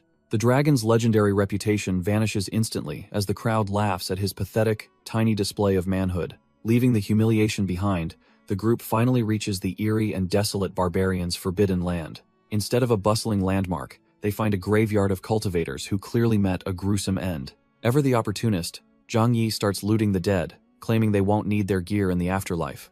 The girls quickly follow suit, stripping the corpses of gold and treasures while the Saintess watches in horror. Chen Xiaokui is utterly speechless, realizing she's teamed up with a pack of ruthless, treasure-hungry savages. Chen Xiaokui realizes the graveyard is waking up, as the restless dead begin to crawl from the earth. Our boy Zhang Yi isn't leaving empty-handed, shouting for everyone to haul tail while he grips the loot. Spotting a nearby audience hall, the group decides to dive inside to escape the growing horde of zombies. Zhang Yi and Luoyan kick the doors down, but the safety they expected is nowhere to be found. Inside, they find armored vampires standing over piles of gold, likely the ones who poisoned the previous explorers. The girls are absolutely dumbfounded and terrified, realizing they've accidentally traded a graveyard for a literal monster's nest. Zhang Yi remains unfazed, sensing these trash-tier bloodsuckers are only at the golden core level. Chen Xiaokui doesn't hesitate, unleashing her fox-tail binding arts to pin the monsters down in an instant. Our boy steps up next, channeling his shadow swordsmanship to finish what the Saintess started. He carves through the undead with ease, making it clear that he's the real monster in this room. Zhang Yi sheathes his blade, and even the Saintess is shaken by how perfectly he handled those trash-tier vampires. A swirling portal suddenly manifests, which our boy identifies as the gateway to the Forbidden Land's hidden treasure house. He decides to scout ahead with the Saintess, ordering the others to hold the line while they dive in. Just as they leave, a horde of relentless zombies catches up, leaving the girls in a tight spot. Refusing to be a burden, the princess and Luoyan decide it's time to show off their own combat skills. The princess channels her royal authority to summon a legendary divine beast that's supposed to tear through anything. Instead of a ferocious tiger, a tiny, adorable kitten pops out, making the others wonder if she's joking. Luoyan isn't worried, and decides to use her enlargement technique to give the little furball a massive power boost. The technique works perfectly, turning the small kitty into a giant beast that towers over the entire room. With a new secret weapon, the princess commands her oversized pet to treat the approaching zombies like chew toys. The giant furball starts flattening the undead like they are nothing but annoying bugs under its paws.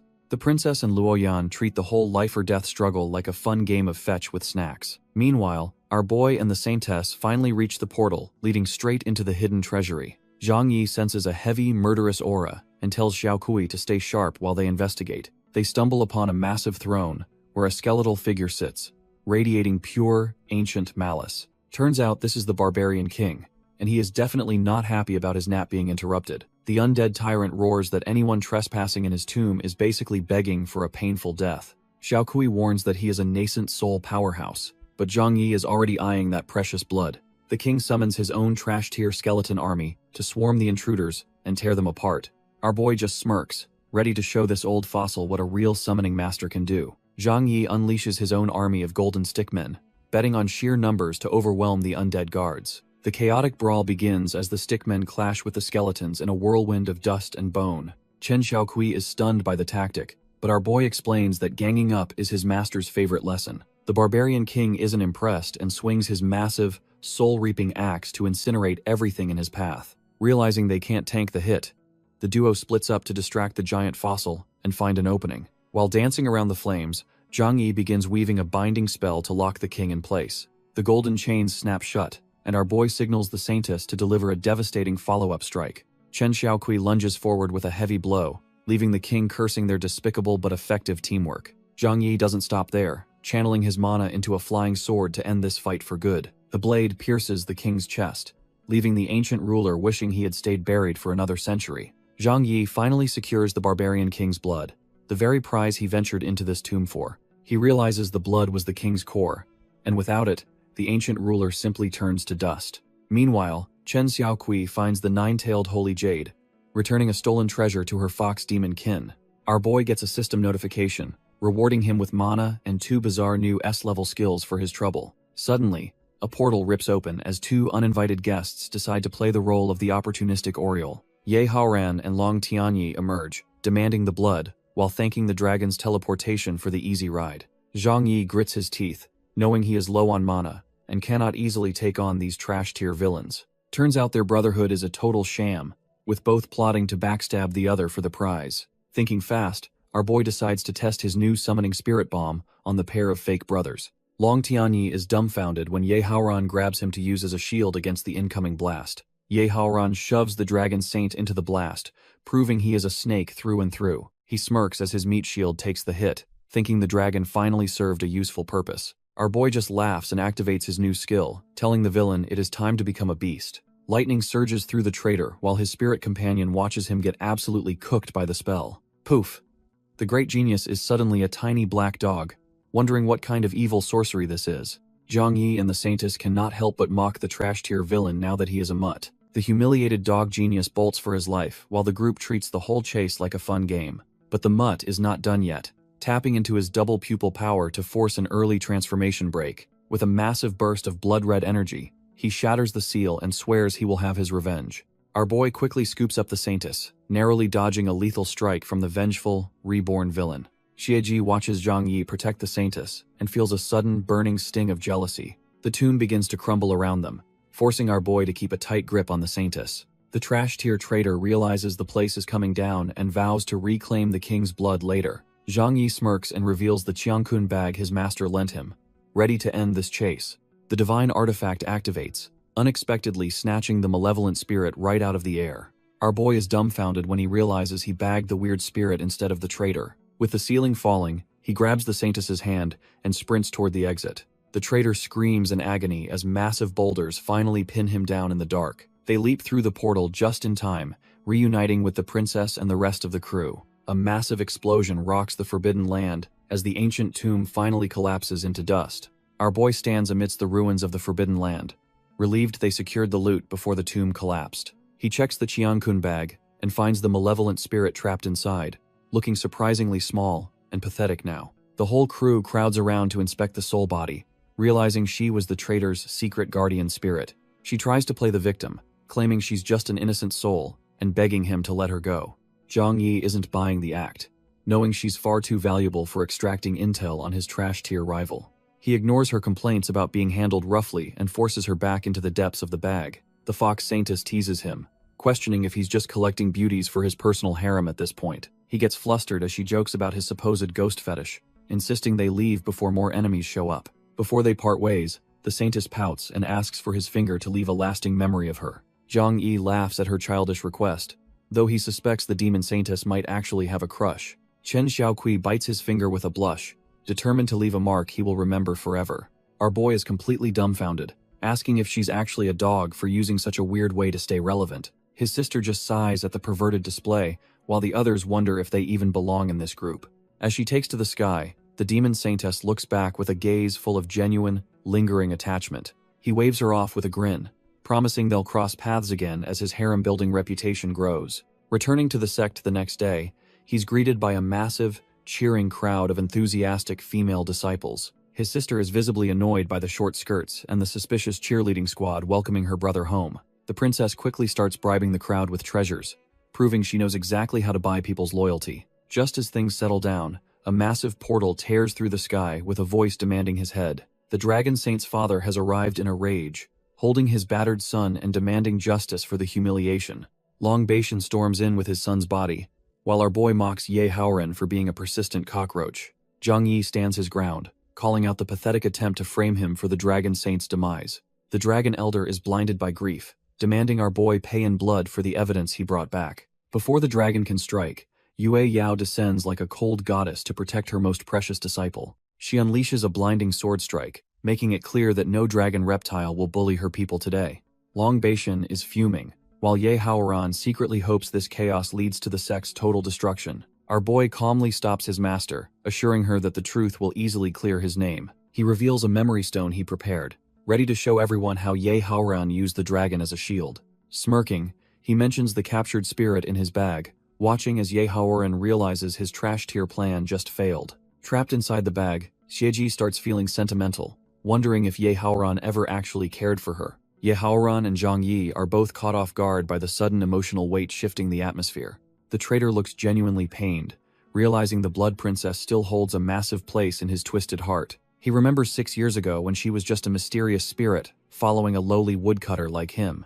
Back then, he was just a weakling, struggling with chores while she mocked his pathetic lack of strength. She offered to heal his wounds and promised to turn a nobody into a powerful senior brother. Snapping back to reality, Ye Haoran erupts with emotion, determined to prove his loyalty to his captured partner. He lunges forward, swearing she has always been the best sister to him despite his trash-tier actions. Xieji is left dazed, finally acknowledging their sibling bond while her heart wavers toward our boy instead. Zhang Yi and the girls are fuming as that trash-tier traitor Ye Haoran makes a getaway with the precious bag. Yue Yao is absolutely livid that our boy is using her protective gift to collect a literal harem of women. Meanwhile, Long Baixin is convinced the traitor murdered his son and vows that the little bastard won't escape justice. The dragon leader nearly jumps out of his skin when his supposedly dead son suddenly coughs back to life. Long Tianyi explains he used a fake death technique after Ye Haoran tried to screw him over during the fight. Our boy realizes these dragons are walking moneybags and demands heavy compensation for the mental trauma they caused him. Long Baixin tries to act tough, claiming he'll just walk out of the sect in broad daylight without paying. Yue Yao quickly shuts that down with her blade, suggesting they discuss morality while her sword is at his throat. The whole squad closes in like a pack of wolves, leaving the terrified dragons with no choice but to pay. The dragons are absolutely dumbfounded when they realize our boy is even stripping the clothes off their backs. Long Tianyi weeps over his lost dignity, while his old man tries to justify their pathetic retreat. Zhang Yi and the girls celebrate their massive haul, making Yue Yao wonder if she's corrupted her disciples. The humiliated dragons flee in their underwear, swearing revenge while our boy cheerfully invites them back for more. Once the trash is cleared, Yue Yao urges him to refine the barbarian king's blood for his next breakthrough. She then tells him to visit her chambers tonight so she can personally guide his cultivation process. Our boy's mind immediately goes to the gutter, hyped to perform his absolute best for his beautiful master. Meanwhile, the moon rises over the heavenly sect, where a far more sinister plot is beginning to unfold. Ye Haoran sneaks through the grounds, insisting to his spirit companion that he's playing a much bigger game. Xieji pouts, suspecting his daytime heroics were just a calculated move rather than any genuine concern for her. Ye Haoran enters the inner sanctum, his face a mask of cold determination for the betrayal ahead. He finds Zhou waiting, the master's presence heavy with the weight of the sect's expectations. Zhou immediately explodes in rage, calling him a trash-tier disappointment for failing to secure the blood. Our boy plays the humble disciple, claiming he actually secured the prize specifically to gift his master. The greedy old man's tone shifts instantly, already imagining how the blood will help him survive his tribulation. Seeing no spiritual energy from the box, Zhou lets his guard down, completely dumbfounded by the trap. Suddenly, Ye Haoran's expression turns demonic as he reveals a hidden blade instead of the expected treasure. The blade sinks deep, and Zhou coughs up blood, realizing his prize was actually a death sentence. Turns out, he was stabbed with his own sealing blade, a gift now used to suppress his cultivation. Ye Haoran unleashes his true power, mocking the master, who only knows how to leech off others' hard work. Zhou screams as the sealing energy tears through him, completely helpless against the betrayal. Ye Haoran laughs maniacally, while Xieji praises him for finally successfully controlling the old man's mind. With his master as a puppet, Ye Haoran plans to dominate the entire sect and force everyone to submit. Meanwhile, Zhang Yi arrives at the quiet Yueying Peak under the moonlight, wondering why he was summoned so late. He figures the secluded atmosphere is perfect for a long, private heart-to-heart with his beautiful master. Yue Yao is already waiting on a branch, coldly warning him that being late deserves a proper punishment. Our boy immediately switches to his trash-tier acting, begging for mercy and trying to charm his way out. When she suddenly leaps down, Zhang Yi gets flustered, thinking things are about to get way too direct. Turns out his mind was in the gutter, as she just wants him to sit and refine the loot. She explains the moon's yin energy is vital to neutralize the barbarian king's overwhelming yang energy during cultivation. Yue Yao prepares the formation, determined to help her disciple gather the necessary lunar energy for his refinement.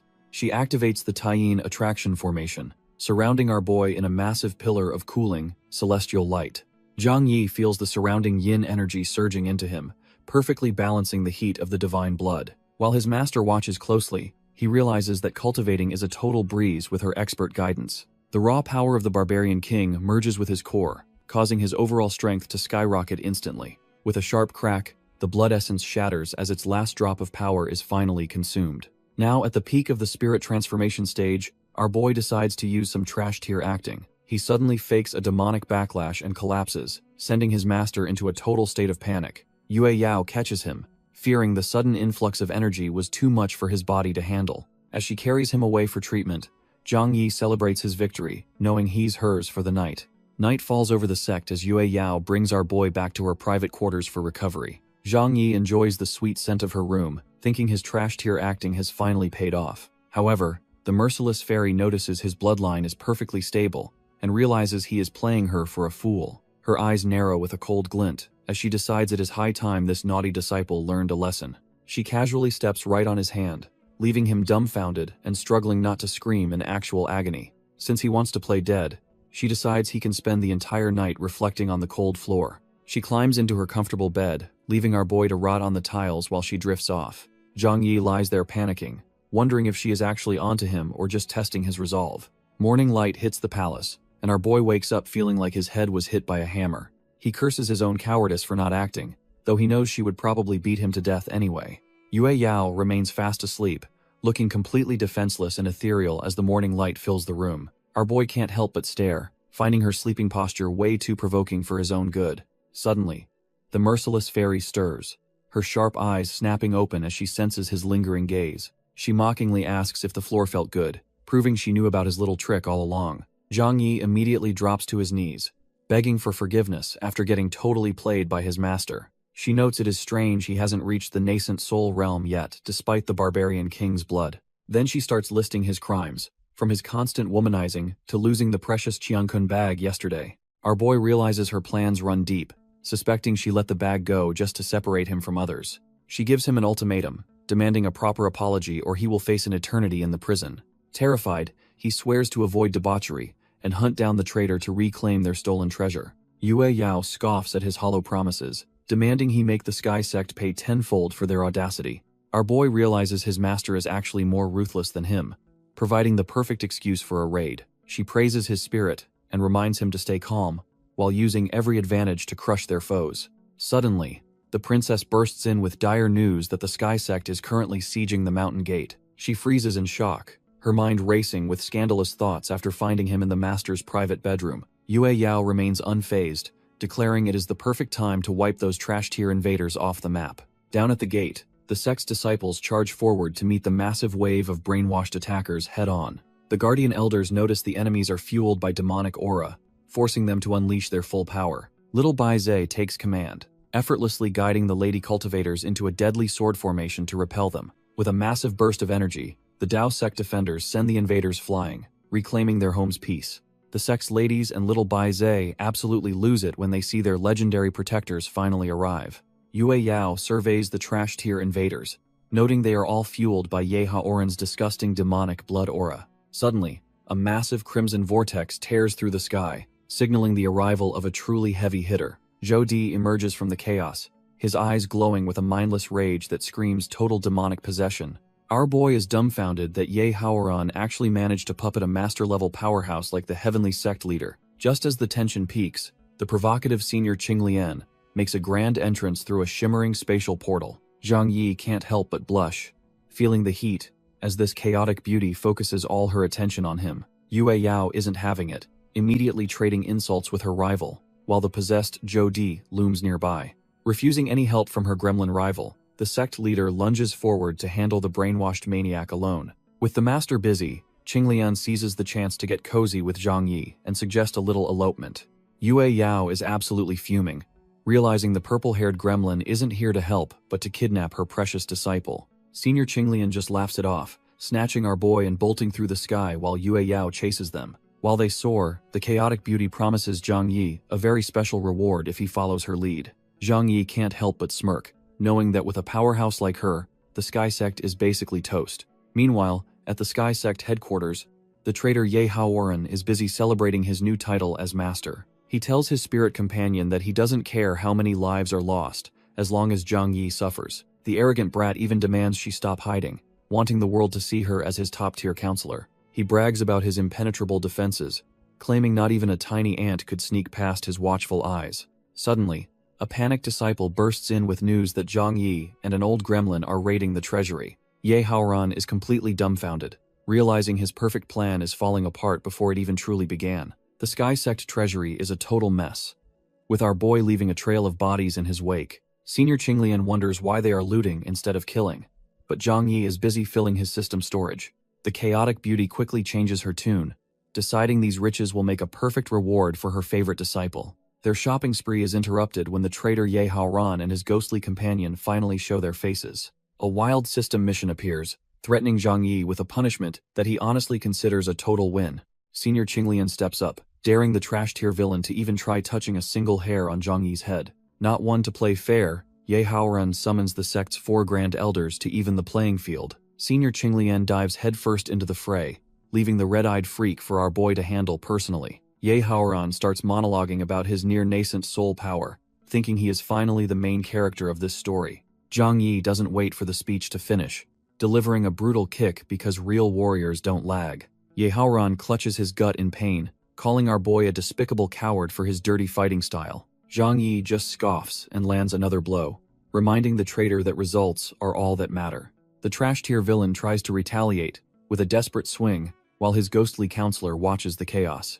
CG is honestly unimpressed, sighing at how these two have devolved into a basic street brawl. Meanwhile, Senior Qinglian is busy holding off the old coots, hoping Zhang Yi can survive the encounter. Realizing the indoor space is too cramped, Zhang Yi taunts the red-eyed freak to take the fight outside.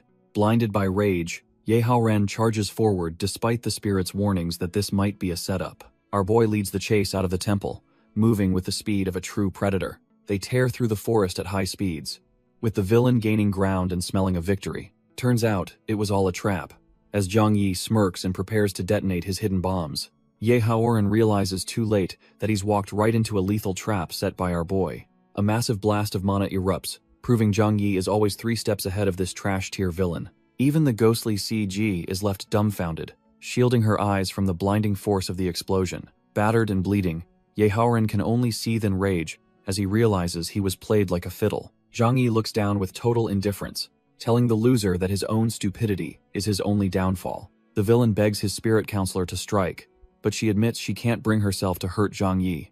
Our boy demands the bag, threatening to leave the trash-tier villain with no corpse if he refuses to cooperate. Fearing for her host's life, Shiji tosses the golden bag over, hoping to end the one-sided slaughter. The system suddenly judges the mission a failure because the spirit handed the loot over without a real fight. Our boy realizes the punishment involves his gorgeous masters and decides this failure is actually a total win. Senior Qinglian suddenly loses her mind as the system's insanity state triggers a terrifyingly obsessive personality shift. She blasts through the trash-tier guards like a pink hurricane, desperate to reach her beloved nephew at any cost. Our boy and the villains are left dumbfounded as a chaotic spiral of mana descends upon the battlefield. Qinglian lands with a predatory grin, declaring that Zhang Yi belongs to her, and they should elope immediately. Zhang Yi is absolutely terrified, pleading with the crazed elder to focus on the actual enemy for once. Before he can move, she tackles him into the dirt, pinning him down with her sudden, overwhelming affection. Seeing the absolute circus unfolding, Ye Haoran and his spirit counselor take the chance to flee for their lives. Our boy realizes the system's punishment is far worse than death as the insane elder looms over him triumphantly. She finds his panicked screams incredibly exciting, enjoying his struggle more than any actual cultivation battle. The elder decides to try a gentler approach, lifting his chin while Zhang Yi wonders what perverted hell he's entered. Senior Qinglian pins our boy down, demanding he just listen to her whims, while he remains completely dumbfounded. She plants a kiss on his cheek, making him realize that this crazy elder is actually serious about him. Suddenly, she sinks her teeth into him, causing Zhang Yi to scream about her weird habit of biting people. Her eyes glaze over with madness as she prepares to take a much bigger bite out of her prey. Realizing his dignity is at stake, our boy finally snaps and kicks the perverted elder away with all his might. He bolts for his life while the obsessed woman chases him, her eyes glowing with a terrifying, predatory hunger. Meanwhile, the battlefield at the sect is pure chaos as disciples clash amidst a storm of powerful cultivation techniques. Yue Yao dominates the sky, cold as ice as she tells the sect leader he's no match for her. She sends the villain crashing into the dirt, much to the delight of the girls cheering for their master.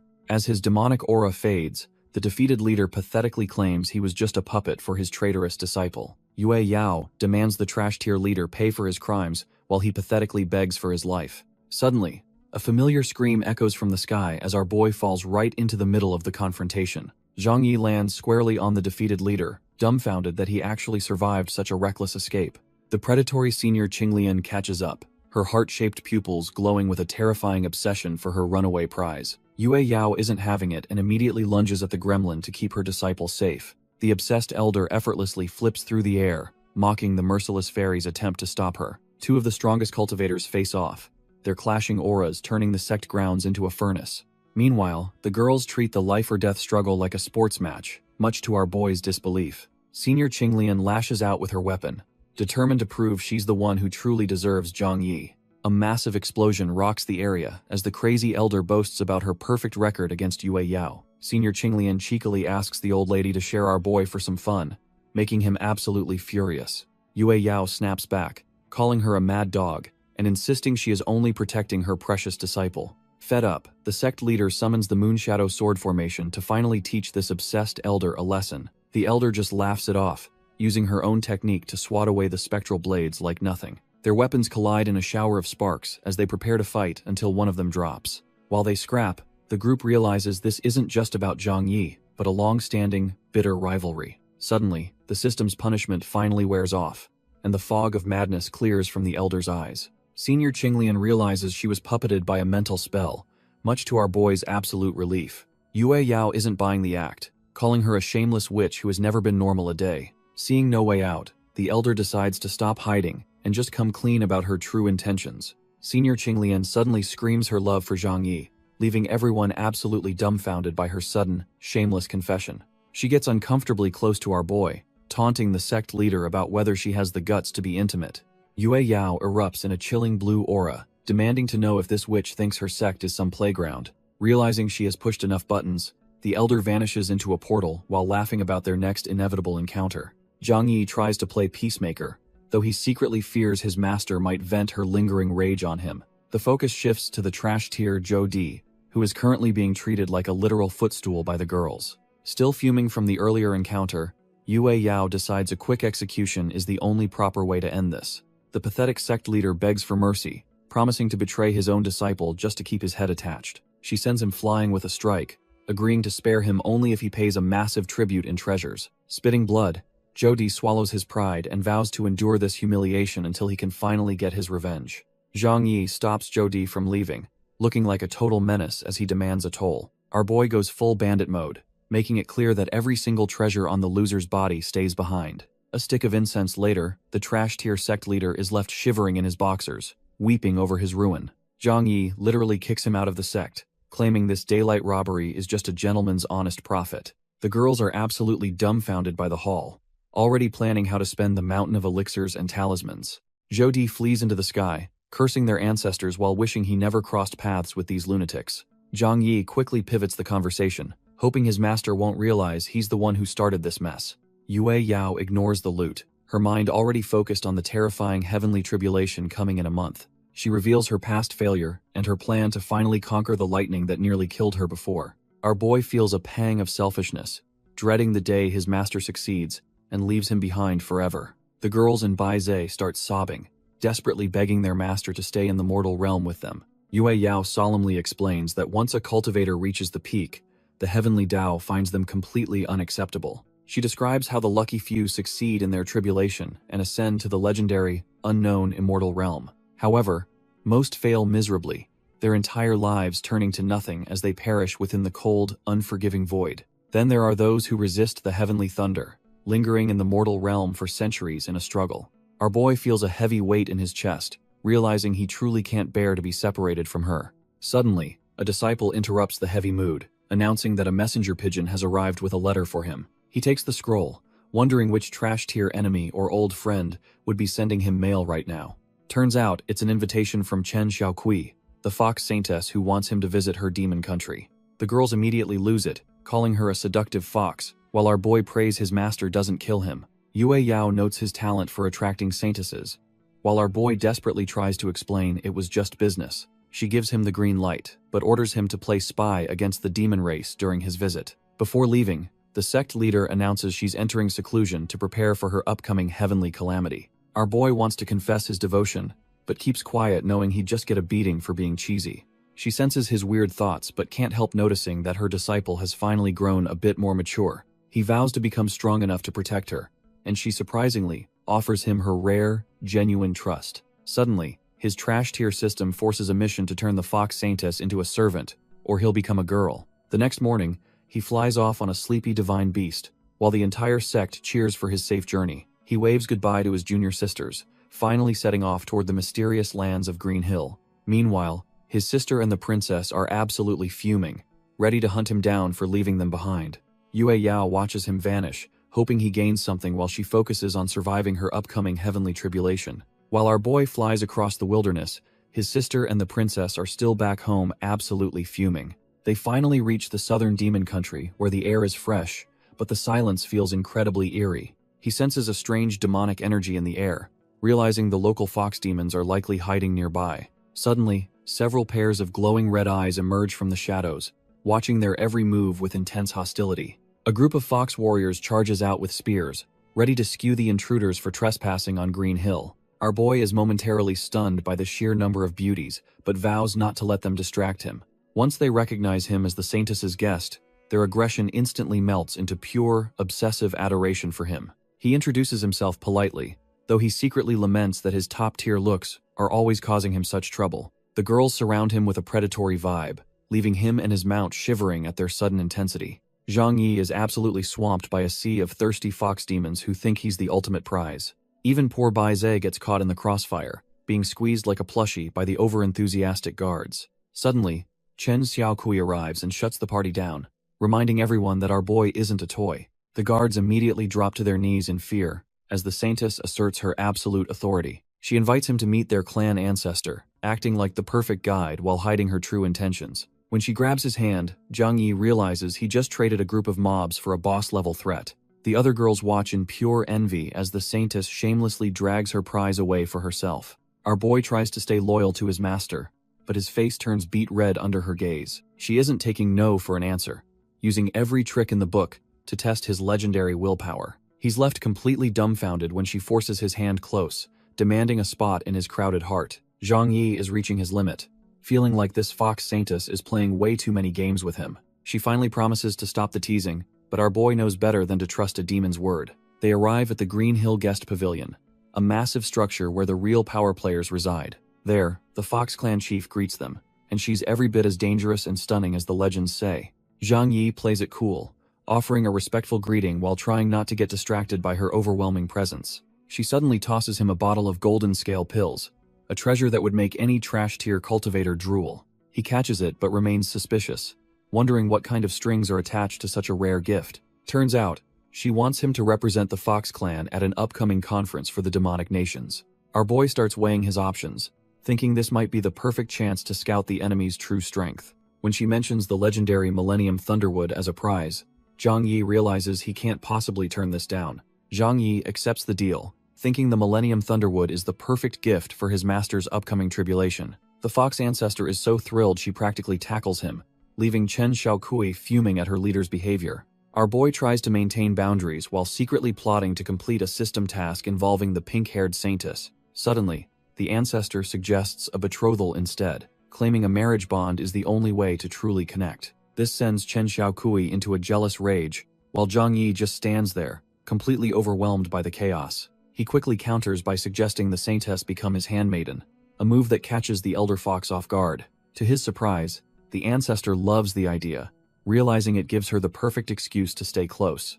The system chimes in with rewards, granting him a legendary kneel technique just for getting a verbal agreement. With the deal sealed, the ancestor sighs in defeat as the saintess happily clings to her new master. As night falls over Green Hill, the stage is set for a conference that will change everything. The fox servants lead Zhang Yi to his quarters, promising him a night of absolute comfort and rest. While he asks about his companion, poor Bai Zhe is getting tied up and interrogated by the local girls. Our boy breathes a sigh of relief, thinking he can finally get some sleep after all the chaos. His peace is short-lived when he enters the room and finds a shadowy figure lurking on his bed. The saintess claims that as his new handmaiden, she needs to learn every way to serve him properly. Elsewhere, the firefox ancestor is losing her mind with envy, realizing she wants a piece of the action. She decides to crash the party herself, playfully demanding that Zhang Yi just give in to her charms. Suddenly, the local clan members knock on the door, threatening to walk in on the most awkward situation. Both of them freeze in terror, knowing that a scandal like this would ruin the ancestor's legendary reputation. With no other options, the elder fox dives under the blankets to hide before the door swings open. Under the bed, Chen Xiaoqui is stunned to find her own ancestor already hiding in the shadows. Meanwhile, a mob of thirsty fox servants storms the room, begging to serve our boy tonight. These trash-tier disciples have no shame, practically fighting over who gets to punish him first. Before he can even protest, the girls swarm him, turning the room into a chaotic den of sin. Seeing the competition, the two hidden foxes realize they simply cannot sit back and watch anymore. They burst out from their hiding spot, screaming for the others to keep their hands off him. The sudden explosion of power leaves Zhang Yi flat on his back while the servants stand dumbfounded. The firefox ancestor makes up a lame excuse about checking the hospitality to cover her tracks. The servants aren't buying it, whispering that their leader is clearly just here to flirt with him. To make matters worse, she declares they're all sleeping here tonight, leaving our boy completely speechless. Our boy tries desperately to maintain his focus, while the fox girls plot to pounce the second he sleeps. The night turns into a literal nightmare as Zhang Yi feels his very essence being nibbled away by the group. Fast forward one day later, and the Grand Dao discussion conference is finally ready to begin under the sun. The demon capital is buzzing with energy, as cultivators from every corner of the southern realm gather for the event. Zhang Yi reflects on the chaotic few days he spent being tossed around by these thirsty fox beauties. The local trash-tier demons are completely dumbfounded to see a human man walking among the elite fox clan. Suddenly, a blinding explosion of golden light signals the arrival of the realm's ultimate powerhouse, the Great Rock King. The entire crowd falls to their knees in worship as the country's lord descends with overwhelming pressure. The Great Rock King commands his subjects to rise, his presence alone making the air feel heavy and suffocating. His sharp eyes immediately lock onto Zhang Yi, demanding to know why a human is lurking in his kingdom. Zhang Yi politely introduces himself as the Dao sect's top disciple, explaining that the Fox Saintess personally invited him. The Great Rock King is absolutely fuming that our boy would dare call their sacred Saintess a mere handmaiden. Unfazed, Zhang Yi just gives a smug grin and agrees to play by the local rules for this discussion. The king decides to test him, demanding to know what the human definition of the Dao actually is. Our boy realizes it is time to drop some earth knowledge and decides to unleash the legendary Tao Te Ching. As he begins reciting the ancient text, a mysterious and divine aura starts radiating from his very soul. The Great Rock King is completely dumbfounded, sensing the spiritual energy of the entire world resonating with Zhang Yi. A massive pillar of light erupts as the trash-tier demons watch in awe at the human summoning heaven's power. The fox beauties are practically melting, suddenly regretting that they did not spend more quality time with this unit. Sweating bullets, the king realizes he is not just dealing with some random disciple, but a true cultivation monster. The Great Rock King is absolutely shaken, convinced our boy is some reincarnated divine being from the heavens. Even the trash-tier demons are losing their minds, wondering if they are witnessing a living saint in the flesh. The king starts doubting if even the legendary Yue Yao could have taught him such profound, world-shaking secrets. Zhang Yi secretly smirks, realizing the ancient earth texts are basically a cheat code in this cultivation world. Sweating bullets, the king concludes that Zhang Yi must be directly linked to the literal world of gods. Suddenly, the king bursts into hysterical laughter, making our boy wonder if the old man has finally snapped. Turns out he is just starstruck, practically begging for Zhang Yi's friendship while the hero tries to escape. The local demon geniuses immediately throw in the towel, feeling like pathetic ants compared to his blinding brilliance. Though the king is being greedy for knowledge, Zhang Yi plays along just to secure that sweet reward. As he explains that true power flows like water, the spiritual energy around them surges into a massive wave. The Great Rock King realizes his aggressive warmongering was trash tier compared to the fluid, water-like expansion of human sects. While our boy maintains his sage-like aura, Chen Xiaoqui is clearly smitten by his deep, world-shaking philosophical insights. Completely dumbfounded by the wisdom, the king bows and thanks Zhang Yi for teaching him the true path of governance. He is actually shedding tears of joy, convinced that being gentle is the secret key to reaching the next level. The surrounding demon mobs are equally moved, feeling like a single conversation with Zhang Yi beats centuries of study. Chen Xiaoqui wastes no time claiming him, warning the crowd that the Fox clan now handles all his future appointments. The other demon tribes are green with envy, realizing the Fox clan just secured the ultimate political cheat code. Suddenly, Huya of the Tiger clan descends like a madman, hell-bent on taking Zhang Yi's life for his son. The king immediately shuts that down, pinning the grieving father to the dirt for daring to interrupt the conference. Huya desperately begs for a death sentence, revealing that Zhang Yi was the one who ended his son's life. Huya tries to pin his son's death on our boy, but Zhang Yi isn't buying this trash-tier logic. Fed up with the noise, Zhang Yi activates a system technique to teach the grieving father some manners. The kneeling technique takes hold, forcing the tiger leader to hit the deck against his own will. While Huya is pinned, the Great Rock King watches in awe, mesmerized by Zhang Yi's effortless authority. The Great Rock King decides he's seen enough and blasts the traitor away for daring to disturb them. To make amends, the Great Rock King presents the 10,000 years Thunderstrike wood as a gift. Zhang Yi plays it cool, reluctantly accepting the treasure while taking responsibility for the demon realm's future. The Great Rock King is fanboying hard, convinced that clinging to Zhang Yi is the path to prosperity. As he prepares to leave, the entire demon mob gathers to give their hero a tearful farewell. Finally, Zhang Yi reunites with his fox companions and Bai Zhe, ready for the next big journey.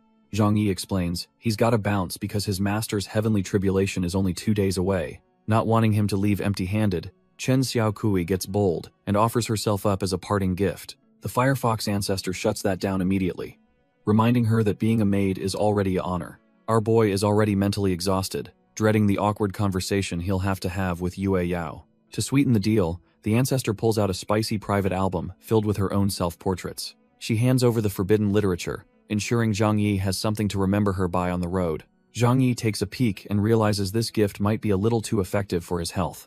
With the goods secured, the crew hops on Bai Zhe and waves a final goodbye to the clan.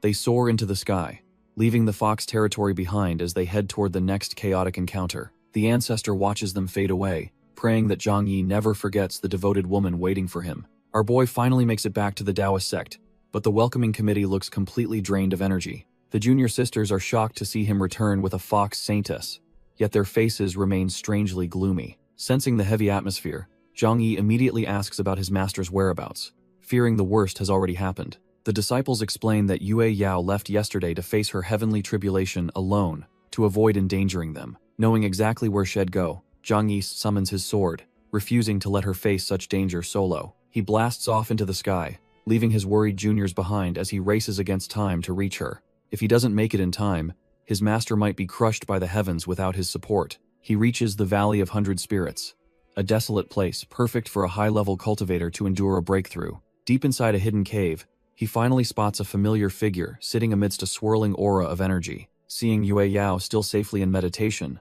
Zhang Yi breathes a sigh of relief, glad he found her. Zhang Yi explains he remembered this cave from a rainy training trip years ago, surprising his master. Yue Yao warns him to back off, insisting she must face the coming thunder tribulation, in total isolation. Our boy isn't having it, swearing to protect her whether she becomes an immortal or stays immortal. She snaps at him, claiming the path to the top is lonely, and separation is just part of the game. Zhang Yi counters that eternal life is trashed here if he can't spend it with the one he loves. Suddenly, the sky splits open as the heavens prepare to drop a massive lightning hammer on the valley. The tribulation hits earlier than expected, and Yue Yao desperately screams for him to run for his life. Instead of fleeing, he stands his ground and begins channeling a massive protective array to share the burden. Back at the sect, the girls watch the horizon, praying their senior brother and master survive the storm. Luoyan and the crew gear up, knowing they must hold the line against any vultures eyeing their home. Yehaoran and the spirit Shiji watch, as the sky turns into a chaotic mess of lightning. Xieji notes the tribulation is early and warns that this storm is a literal death sentence for most. She recalls how she was once at the peak of power before a similar storm turned her into a ghost. While she sees potential, Yehaoran thinks Zhang Yi is trash tier and plans to kill him very soon.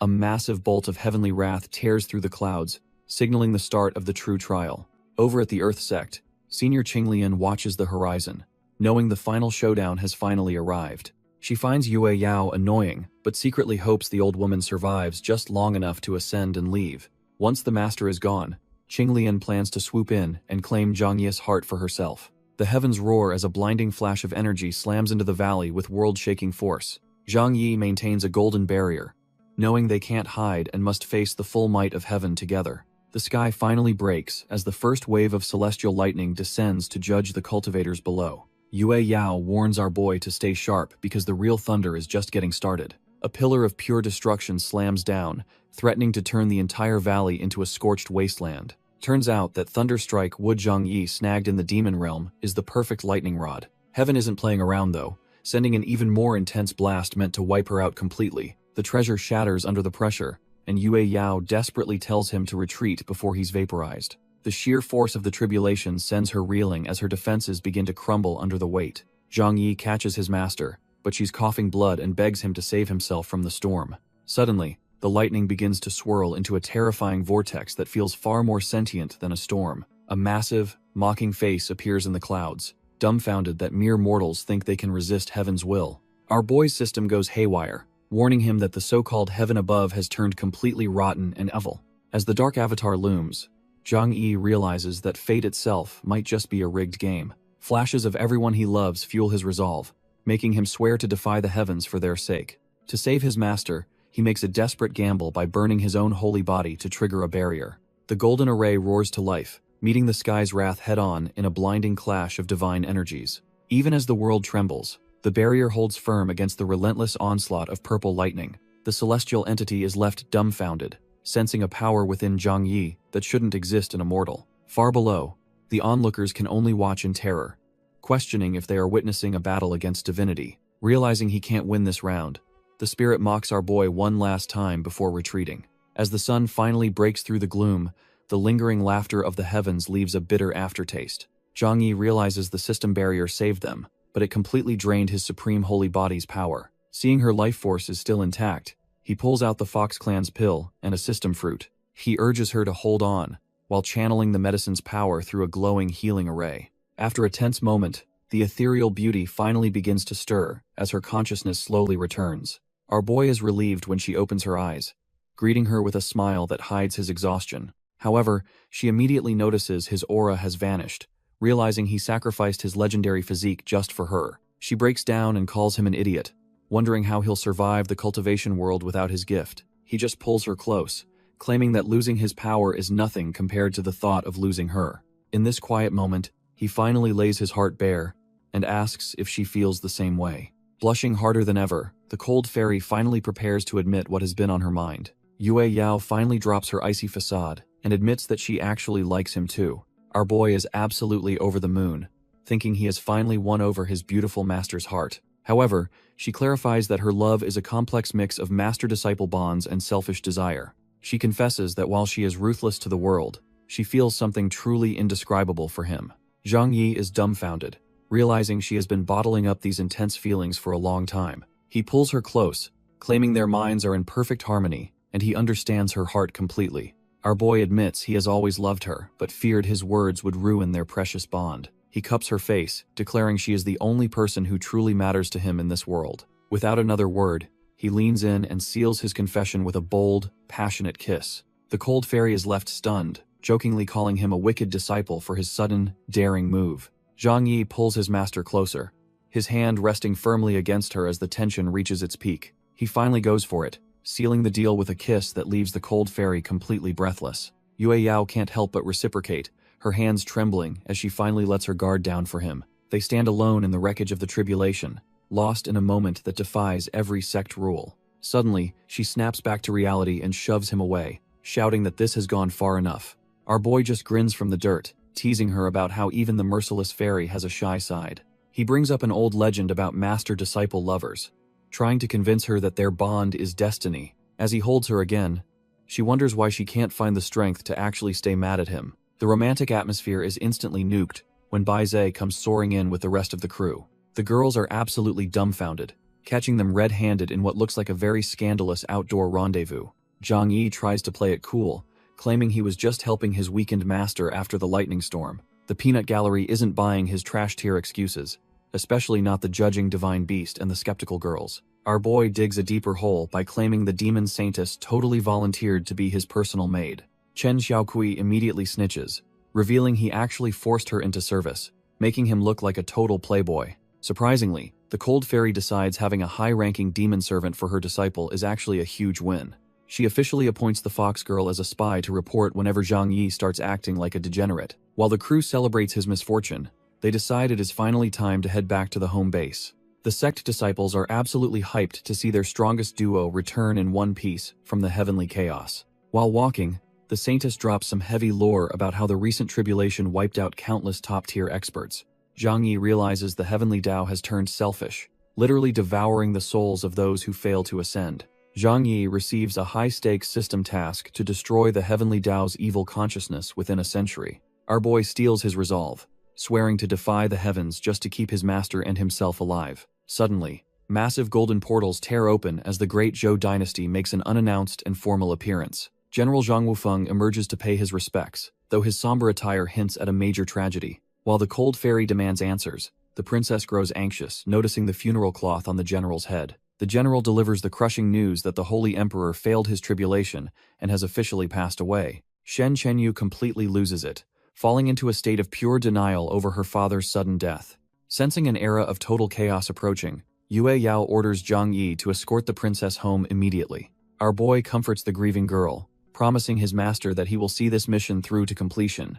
They finally reach the Great Zhou Palace, where the atmosphere is heavy with mourning and political tension. Zhang Yi enters the palace with Chen Yu and Xiaokui, noting how imposing the royal grounds feel. The officials are dumbfounded, whispering that our boy is a god for having a demon saintess maid. The empress and crown prince Jiangqing greet them, though the atmosphere is thick with grief and mourning. Chen Yu finally breaks down, sobbing in her mother's arms as the reality of her father's death hits. Jiangqing clings to Zhang Yi like a lost child, making Xiaokui wonder if he attracts men too. Suddenly, a mocking laugh cuts through the air as a provocative woman calls the prince a brat. This is Ren Qianqiu, the demon emperor's daughter, currently cozying up to the trash-tier eldest prince. Our boy realizes the demon sect has already infiltrated the palace, sensing a massive conspiracy brewing. The brothers immediately start bickering over the throne, proving the royal family is cut from the same cloth. Changtian throws a massive tantrum, screaming that the throne should belong to him instead of his younger brother. Jiangqing retorts by flashing a middle finger learned from our boy, flexing his superior golden core cultivation stage. The demoness Ren Qianqiu intervenes, causing the trash-tier eldest prince to immediately fold and start acting like a simp. Jiangqing hides behind Zhang Yi like a scared child, while our boy senses a massive demonic conspiracy brewing. Ren Qianqiu starts flirting with Zhang Yi, making him wonder if his charm stat is just naturally maxed out. Xiaokui isn't having it, stepping in to protect her master and telling the demoness to back off immediately. The two beauties face off with murderous intent, ready to turn the palace into a literal war zone. The Empress Consort finally intervenes, decreeing that the brothers must settle their throne dispute without outside interference. Ren Qianqiu backs off with a final insult, leaving Zhang Yi smothered by tales and baffled by female hostility. The two brothers immediately start begging their mother to set the terms for the throne competition. The Empress Consort reveals the trial involves a hidden dragon vein that will choose the next heaven-sent ruler. While they play nice on the outside, both brothers are internally plotting to bury each other for good. She worries that this bitter sibling rivalry might actually be the final nail in the dynasty's coffin. Our boy is stunned when Jiangqing shamelessly offers up his own sister just to secure some extra help. Zhang Yi initially plays the high ground, telling the kid he needs to earn his own destiny. Suddenly, the system offers a chance to restore his holy body, making the mission a top priority. Jiangqing is completely dumbfounded when Zhang Yi does a total 180 and starts acting like his best friend.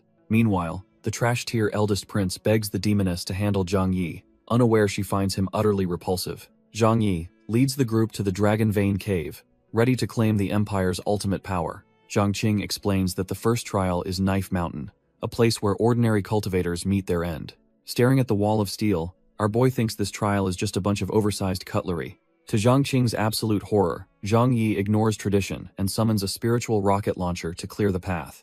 A massive explosion rocks the cave, as the legendary trial is reduced to nothing but smoke and debris. Jiangqing is left trembling on the floor, realizing his big brother's magic weapons are completely heaven-defying. With the first checkpoint turned into a crater, Zhang Yi decides it's time to speedrun the rest. They arrive at the Fire Sea, where the temperature is high enough to incinerate a golden core master. While Zhangqing panics, Zhang Yi worries that the demoness is lurking nearby to steal their hard-earned victory. Xiao Kui builds a bridge of energy, leaving Chongqing dumbfounded while our boy acts like it is just basic stuff. Little do they know, the trash-tier eldest prince and his demoness companion are hot on their heels. Sensing trouble, Zhang Yi tells his little brother to push ahead while he and Xiao Kui handle the trash. Chongqing charges forward with newfound resolve, desperate to prove he is not just a waste of space. Back at the entrance, the arrogant Chongtian tries to boss the demoness around like she is some servant. Turns out she is done playing nice, brutally ending the prince's life once his usefulness finally runs dry.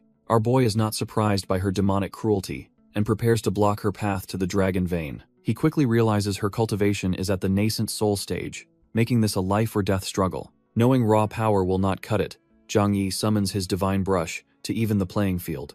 Zhang Yi mocks the cultivation gap, betting his insane hand speed can actually bridge the massive power distance. He recites a legendary poem, manifesting a golden domain that catches the arrogant demoness completely off guard. Ren Qianqiu is dumbfounded as the fusion of poetry and painting mana binds her like a common criminal. Our boy can't help but brag about bagging a nascent soul expert while Chen Xiaokui watches in awe. The demoness fumes in her golden cage, promising a world of pain once she finally breaks free. Before she can act, Zhang Yi whips out his Qiankun bag to swallow her soul state whole. With the trash successfully binned, he celebrates his victory, while his new prisoner curses his entire lineage. He realizes the demon emperor's daughter is the perfect bargaining chip to settle some upcoming political debts. Suddenly, the tables turn as a spectral hand lunges from the bag to crush our boy's throat. Ren Qianqiu lunges with murderous intent, determined to make our boy pay for his earlier arrogance. She slams him into the dirt as Chen Xiaokui watches in horror, while Zhang Yi realizes he definitely miscalculated. The demoness blasts the fox girl aside, sneering that a mere servant isn't even worthy of being her enemy. Looming over him, she maliciously wonders if she should start her torture by carving up his handsome face. As she gets dangerously close, Zhang Yi knows he is backed into a corner and must use his trump card.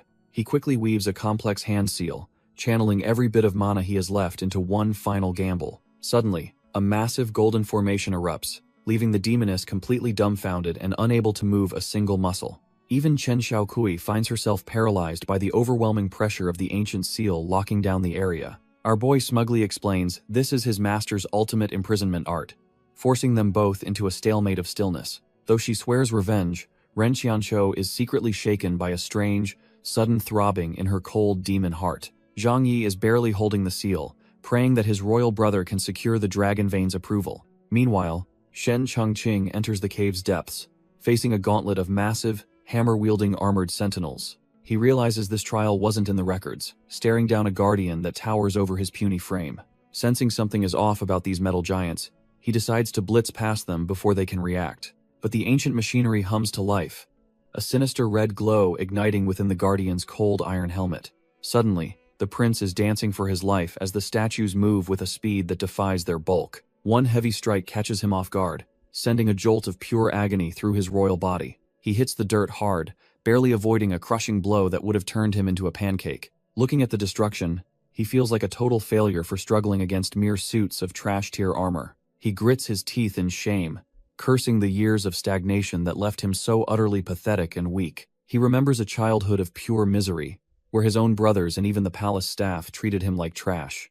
Even then, our boy held on to his kindness, wanting nothing more than to protect his sister and honor his father. But in this cutthroat world, his mercy was seen as weakness, leaving him a prince that everyone looked down upon. He starts sobbing, terrified that he's just a burden to Zhang Yi, and a total disappointment to his late father. As the guardians close in, he realizes that protecting his sister and his dynasty requires more than just good intentions. A cold, purple light ignites in his eyes as he finally decides to stop running from his own destiny. His royal robes explode as a dormant power surges through him, fueling a desperate resolve to stop being useless. A massive dragon Asura erupts from his soul with a roar that echoes through the entire dragon vein cave. The trash-tier guardians are instantly reduced to scrap metal, leaving him standing alone in the middle of the carnage. Hess completely dumbfounded, realizing he just awakened the legendary 100-battle tyrant body of the great Zhou royal clan. Shen Chongqing rushes through the ruins, desperate to find the dragon vein, while our boy Zhang Yi handles the enemies. He finally reaches the secret chamber, but is dumbfounded when he can't sense a single drop of dragon aura. His search is interrupted when he spots a mysterious white-haired girl casually napping on the sacred stone altar. The brat wakes up with a mean right hook, sending the prince flying for disturbing her peaceful slumber. He freezes in shock, realizing this little girl carries the exact same aura as the legendary founding ancestor, Shen Wangu. Before he can even bow, she delivers a painful headbutt while claiming to be his literal 1,000-year-old ancestor. She explains that a botched heavenly tribulation forced her to swallow the dragon vein, which reverted her body's age. Shen Chongqing nearly has a heart attack, realizing his ticket to the throne was just eaten by a toddler. She just smirks and decides that since she is the dragon vein now, she'll give him her personal approval. Meanwhile, the system pings as Zhang Yi successfully restores his supreme holy body, thanks to the prince's royal breakthrough. The system pings with glory as our boy finally breaks through to the nascent soul realm. Ren Qianqiu is left completely dumbfounded by the sudden, suffocating pressure of his restored holy body. He casually produces a glowing lightning whip, mocking the princess for being weaker than a common pebble. She tries to resist, but realizes her internal energy is far too depleted to stop his advance. With a sharp crack, he begins his unique brand of discipline to humble the arrogant demon princess. He claims each strike as a gift, promising that 3 whips are enough to make anyone feel immortal. Having lived a life of luxury, she trembles in shame at being treated like a common servant. He activates his kneeling water technique, forcing her body to submit to his will without any resistance. Watching from the sidelines, Chen Xiaokui finds the scene surprisingly exciting and wishes she could participate too. Suddenly, the prince returns to the fray carrying his pint-sized ancestor to show off their newfound power. The prince catches our boy mid-discipline and is genuinely impressed by his bold style of handling trash-tier enemies. Zhang Yi isn't even embarrassed, telling the newcomers they're just in time to help seal this demonic princess. Realizing she's cornered, Ren Qianqiu decides to burn her ultimate trump card to escape this humiliating situation. She triggers the malevolent emperor's teleportation talisman, catching Zhang Yi off guard with its sudden, explosive power. The air screams as she warns them to back off before the curse-breaking spell levels the entire area. Disappearing into a void, the witch vows that Zhang Yi will pay for underestimating her during their next encounter. Our boy just sighs, mourning the loss of a prime hostage he planned to trade for top-tier treasures. The prince drops a bombshell, revealing that the legendary dragon vein is actually tucked inside his tiny ancestor. Zhang Yi loses it, laughing at the idea of this pint-sized brat being the great founding emperor. His jaw hits the floor when he remembers the legend of the immortal who regressed after failing their tribulation. The tiny ancestor laments how failing her tribulation and absorbing the dragon vein cursed her with this childish form. Zhang Yi realizes the heavenly Tao is just a trash-tier farmer, treating every powerful cultivator like lambs for slaughter. The prince and his ancestor propose a preemptive strike on the magic sect before their enemies can regroup. Our boy agrees, already calculating how much top-tier loot they can plunder while coordinating with his cold-hearted master. Meanwhile, deep within the ominous Wanmo cave, the atmosphere is thick with demonic energy and impending war. Ren Qianqiu settles back onto her throne of skulls, feeling her strength return after that humiliating narrow escape. She seethes with rage, swearing that she will personally ensure Zhang Yi begs for death once he is captured. A messenger reports that their elite forces and the 4 demon kings are fully mobilized and awaiting her command. The witch decides to recruit the traitor Yahello. Knowing his grudge against Zhang Yi makes him the perfect guide. She plans to use this chaos to establish total dominance and finally outshine her father, the demon emperor. Zhang Yi and his fox handmaiden are almost home, but the peaceful forest hides a dark secret. Suddenly, Chen Xiaokui senses a foul demonic aura nearby, warning our boy to stay on high alert.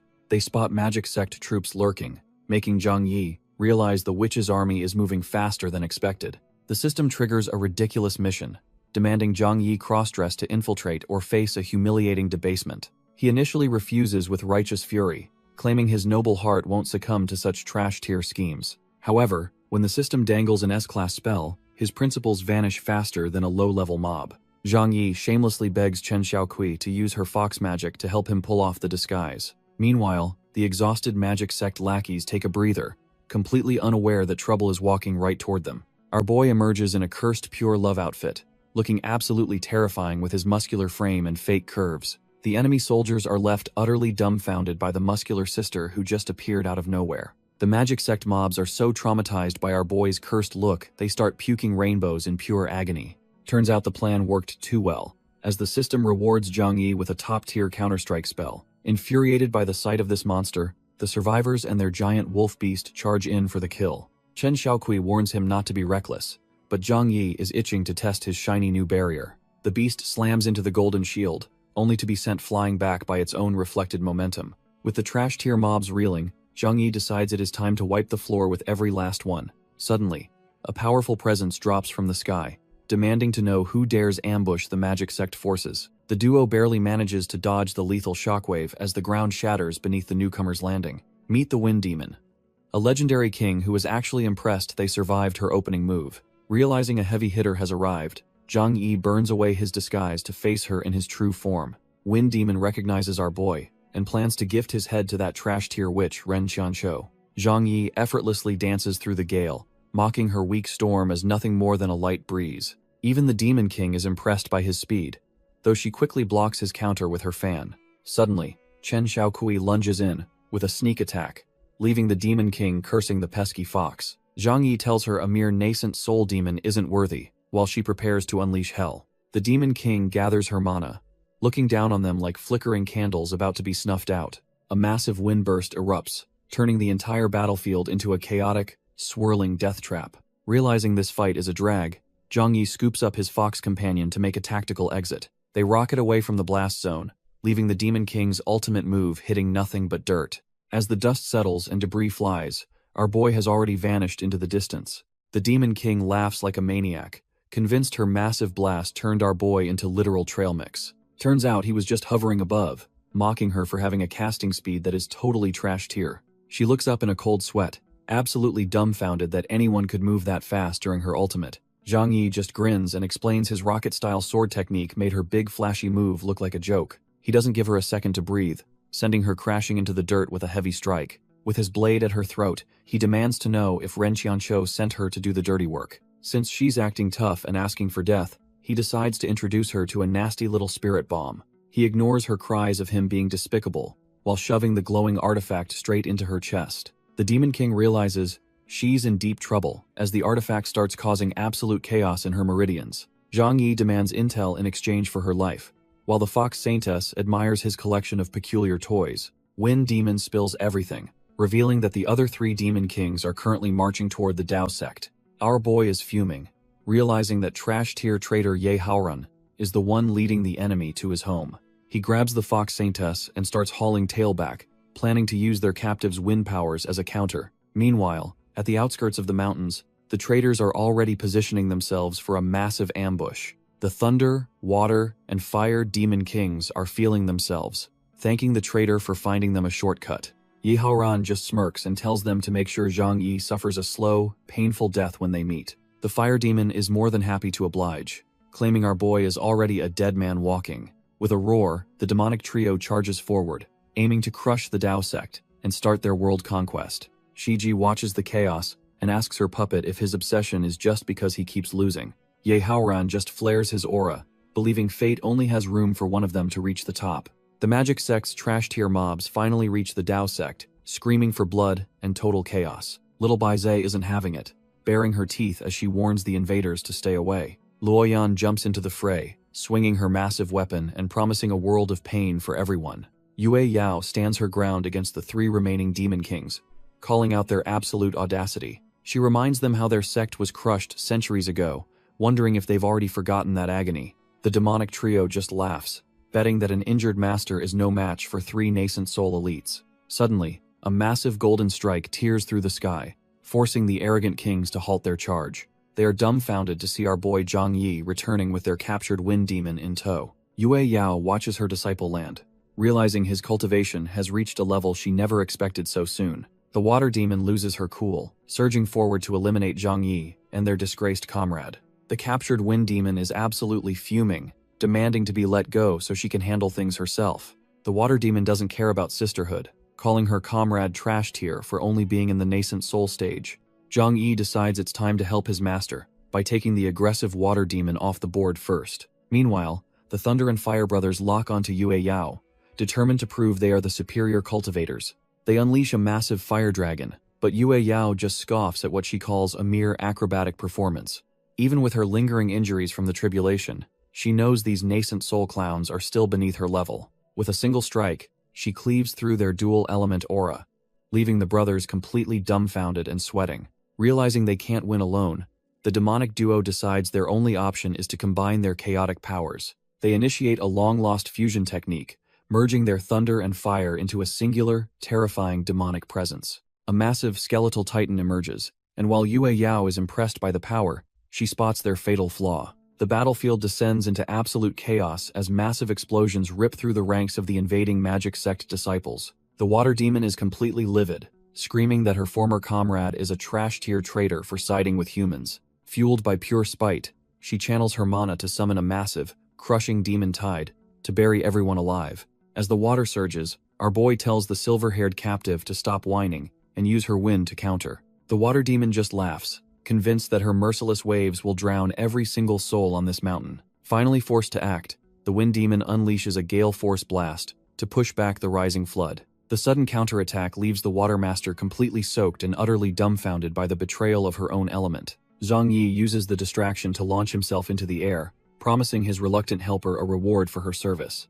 Even as he stomps toward her, the water demon warns him that his good looks won't stop her strike. Our boy just smiles, wondering if he can store all this high-quality spirit water inside his holding bag. Zhang Yi activates his holding bag, vacuuming up every last drop of the demon's massive tidal wave. The water demon stands there frozen, unable to believe her ultimate attack was just swallowed by a sack. Our boy decides to be helpful, channeling fire mana to boil the stolen water right inside the bag. He reminds her that stealing is wrong and insists on returning her property with a little extra heat. Before she can react, he force-feeds the boiling spirit water back to her in massive, humiliating gulps. Her belly swells up like a balloon as she desperately tries to push the relentless cultivator away. Watching from the sidelines, his companions find the whole scene absolutely hilarious and thrilling to witness. Refusing to back down, the drenched demon tries one last desperate blast to reclaim her dignity. Zhang Yi just smirks and triggers a counterattack spell, reflecting her own power right back at her. Completely broken and soaked, she realizes that losing to a lower-stage cultivator is the ultimate sect-ending disgrace. Zhang Yi declares that retribution is coming, and seals the water demon with his Seven Wonders technique. The demon is dumbfounded as she is instantly transformed into a helpless, crying fish. Our boy decides to layer on extra sealing spells just to ensure she stays in her new aquatic form. His companions jokingly debate whether they should grill or steam the trash-tier demon for dinner. Zhang Yi scolds them, deciding she will make a perfect pet for his master instead. Meanwhile, the Tian sect opportunists launch a raid on the Dao sect while it is vulnerable. Luoyan and Bai Zhe stand their ground, realizing the elders are too busy to help them. Suddenly, the Great Zhou reinforcements arrive with the tiny but terrifying Shen Wanggu leading the charge. The girls share a happy reunion, while poor Bai Zhe gets squished in the middle of the hug.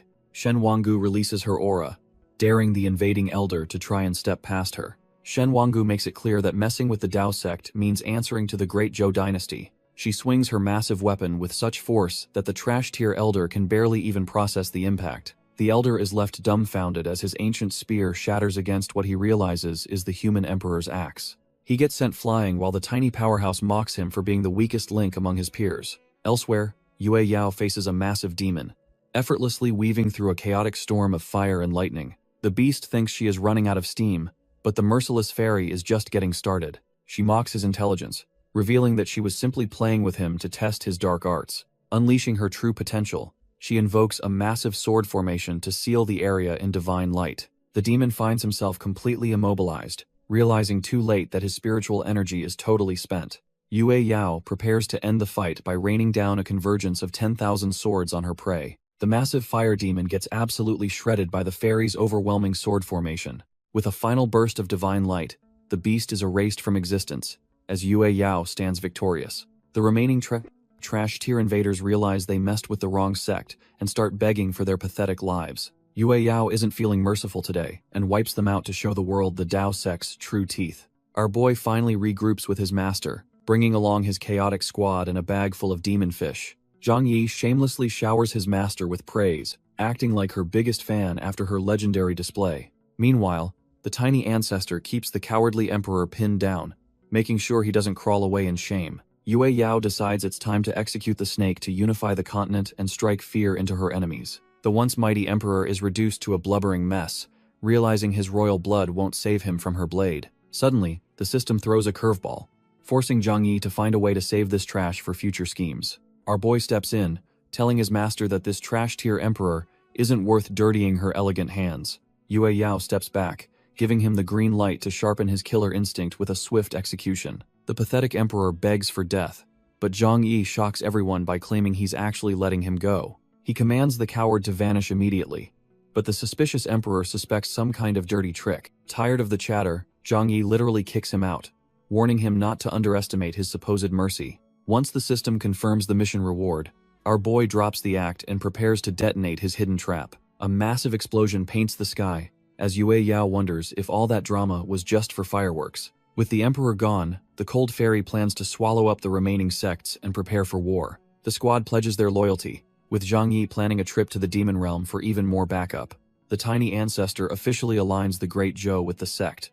Knowing the new emperor won't dare object, Yue Yao graciously accepts the alliance, noting how our boy's personal connections made the entire process effortless. When Zhang Yi suggests visiting the Earth sect next, his master immediately suspects he's just chasing another beauty. Our boy internally teases the cold fairy for being a jealous tsundere who refuses to express her feelings. The master gets uncomfortably close, claiming she trusts him while radiating a pressure that makes him break sweat. She gifts him a top-grade spirit pill for his exhaustion, though he feels it's more like mental warfare. The girls watching from the sidelines are convinced they're witnessing a scandalous master-disciple romance in the making. High above the battlefield, the divine beast leads the charge to wipe out the remaining trash-tier invaders. The fleeing cowards beg for their lives, realizing the Tao sect has no intention of showing them any mercy. From the shadows, the traitorous Yahello watches his vanguard get dismantled, unable to believe his master's failure. His spirit companion warns him that the Tao sect is a top-tier powerhouse that won't fall so easily. Yahello refuses to give up, planning to recruit the demoness Ren Qianqiu for their next strike. His spirit guide sighs at his impatience, secretly wondering if she should just jump ship to Zhang Yi. She even starts blushing at the thought, questioning if our boy would actually take in a spirit like her. The next morning, Zhang Yi arrives at the Earth Sect Square with his little sister in tow. Luoyan teases him about why they're alone, but he just claims it's out of habit from their travels. She pouts when he gets serious, though she's clearly just happy to be away from the master's pressure. The Earth Sect's top heirs greet them, though Jun Wuyan is clearly annoyed to see the little glutton. The two girls immediately start bickering, with the enchantress mocking Luoyan's height and sudden growth elsewhere. Jun Wao drops a bombshell, explaining that Jun Lintian is bedridden after a disastrous encounter with lightning. Zhang Yi realizes the alliance is in trouble, as they can't move forward without the unconscious leader's approval. A sudden system mission triggers, leaving our boy panicking since he's a warrior, not a miracle-working doctor. He suggests finding spirit grass in Baikao Valley, secretly hoping the Earth Sect heirs will take the risk instead. The siblings are moved to tears by his guidance, completely unaware he's just trying to dodge a dangerous chore. Suddenly, Senior Qinglian appears and demands that the heirs stay put while she handles the mission with him. Zhang Yi is dumbfounded as this troublesome beauty crashes the party, making the local disciples feel incredibly awkward. Before he can argue, she binds him with her whisk, ignoring his claims that she has some ulterior motives. She gets way too close for comfort, dragging him along while he desperately tries to stay loyal to his master. The trash-tier disciples are green with envy, crying over how this kidnapping looks like a total romantic win. She takes off into the sky with her captive, while his little sister hitches a ride on his leg. They finally reach the lush Baikao Valley, where the real hunt for the sect leader's cure begins. Zhang Yi is impressed by the elder's luck, while she fumes over the little sister ruining her date. Their peaceful foraging is cut short when massive, multi-eyed predators suddenly drop from the canopy to ambush them. It turns out the spirit grass was just bait for these nascent soul-stage rainbow demon fang spiders. Instead of being terrified, the little sister starts drooling over how much meat these giant pests might provide. The elder snaps at her for being a delusional small fry, before grabbing both burdens to flee. A massive explosion rocks the forest behind them as they narrowly dodge the initial wave of the swarm. She complains about her heavy cargo, while our boy reminds her he never actually asked for this ride. Desperate for a breather, she spots a dark cave entrance on the mountainside that looks like a perfect hideout. After sealing the entrance with a spell, they realize they might have jumped straight into the spider's lair. The little sister points out a glowing, massive egg, leaving them all wondering what kind of nightmare they've found. Zhang Yi realizes this isn't some trash-tier spider egg, but a treasure brimming with massive spiritual energy. Luoyan is already drooling and wants to roast it, much to the annoyance of the others. Our boy explains that true geniuses always stumble upon legendary opportunities during desperate times like these. He starts acting like a total narcissistic maniac, claiming his divine physique practically guarantees top-tier loot. He jokingly suggests Senior Qinglian should sit on it, but she counters with a much more provocative proposal. Getting fed up, Luoyan snatches the egg herself, though Zhang Yi has a seriously bad feeling about this. Turns out her idea of incubation is just sticking the poor thing directly over a roaring campfire. Suddenly, the shell begins to crack under the heat, as something inside finally decides to wake up. A blinding light erupts from the shell, leaving the group stunned while Luoyan mourns her lost meal. A tiny, adorable dragon emerges from the flames and immediately starts calling the little sister its mother. Zhang Yi wonders if this winged creature is the legendary Ying Long, while Luoyan still sees a snack. Both ladies try to win its affection with promises of milk, hoping to be its new mommy. The little beast isn't buying it and sends Luoyan flying, proving its strength is no joke. It decides our boy is the only one worthy, demanding he take on the role of its father. While Luoyan throws a tantrum, Qinglian realizes this tiny creature already possesses a terrifying nascent soul aura. The baby gets hungry, but instead of milk, Zhang Yi offers it a taste of his strong alcohol. Qinglian makes a suggestive offer, while the dragon happily chugs the spirit wine like a true cultivation pro. One massive burp later, the dragon unleashes Samadhi True Fire, nearly turning the entire group into charcoal. Our boy realizes he just gained a top-tier flamethrower, and prepares to wipe out the spiders outside. With his new living weapon in hand, the squad heads out to turn those trash-tier bugs into ash. Zhang Yi lets the baby dragon loose, watching as Samadhi True Fire incinerates the trash-tier spiders instantly. Qinglian and Luoyan dive into the chaos, eager to finish off the remaining pests and claim their victory. After the slaughter, our boy reminds everyone to loot the corpses, while the greedy dragon focuses on eating. Back at the Earth sect, the news spreads quickly that the sect master has finally opened his eyes. Junlin Tian wakes up dazed, while his children thank Zhang Yi for providing the life-saving spirit herb. Zhang Yi plays it cool, claiming it was just a favor while secretly eyeing the mission rewards. Realizing the Dao sect is now the continent's top power, the Earth sect leader has no choice but to submit. The system pings with a massive win, granting our boy a new lightning technique to smite his future enemies. With the alliance sealed, Zhang Yi sets his sights on unifying the continent by crushing the rival Qingshan sect. He knows their righteous reputation is a total sham, hiding a wicked gang that needs to be taken down. The Qingshan sect is basically a trash-tier gang masquerading as cultivators to exploit the common folk. Our boy's system suddenly triggers a high-stakes mission to wipe these thugs out within just 7 days. Zhang Yi flees the Earth sect on his sword, having luckily tricked the obsessive senior Qinglian into a fake date. Back at the sect, senior Qinglian is left waiting under the sunset, feeling totally stood up by her crush. She decides if she can't win his heart, she'll just settle for capturing his body by force instead. By the next day, our group arrives at Yulan City, the heart of the corrupt Qingshan territory. They find a crowd of brainwashed locals worshipping some arrogant banners written by the local young master. Not one for nonsense, Zhang Yi reaches out and disrespectfully tears the trashy couplets right off the wall. He calls the citizens total fools for praising such garbage, much to the shock of the surrounding onlookers. The angry mob warns him that disrespecting Zhao Yan is a death sentence, but our boy couldn't care less. Zhang Yi smirks, thinking he finally found a decent challenge in this trash-tier city after hearing about the opponent. Suddenly, the local young master Zhao Yan arrives, flanked by a smug scholar and a group of guards. The terrified citizens scramble for cover, knowing that crossing the Qingshan sect usually ends in a funeral. Sparks fly as our boy faces down the arrogant noble, neither side willing to back down an inch. Zhao Yan tries to act like a hero, claiming his sect only wants to bring peace and harmony. Zhang Yi isn't buying it, pointing out that everyone knows they just exploit the weak for their own gain. Feeling disrespected, the young master fumes, while his advisor steps in to put the outsider in his place. The scholar challenges Zhang Yi to a literary duel, but our boy just picks his nose, looking completely bored.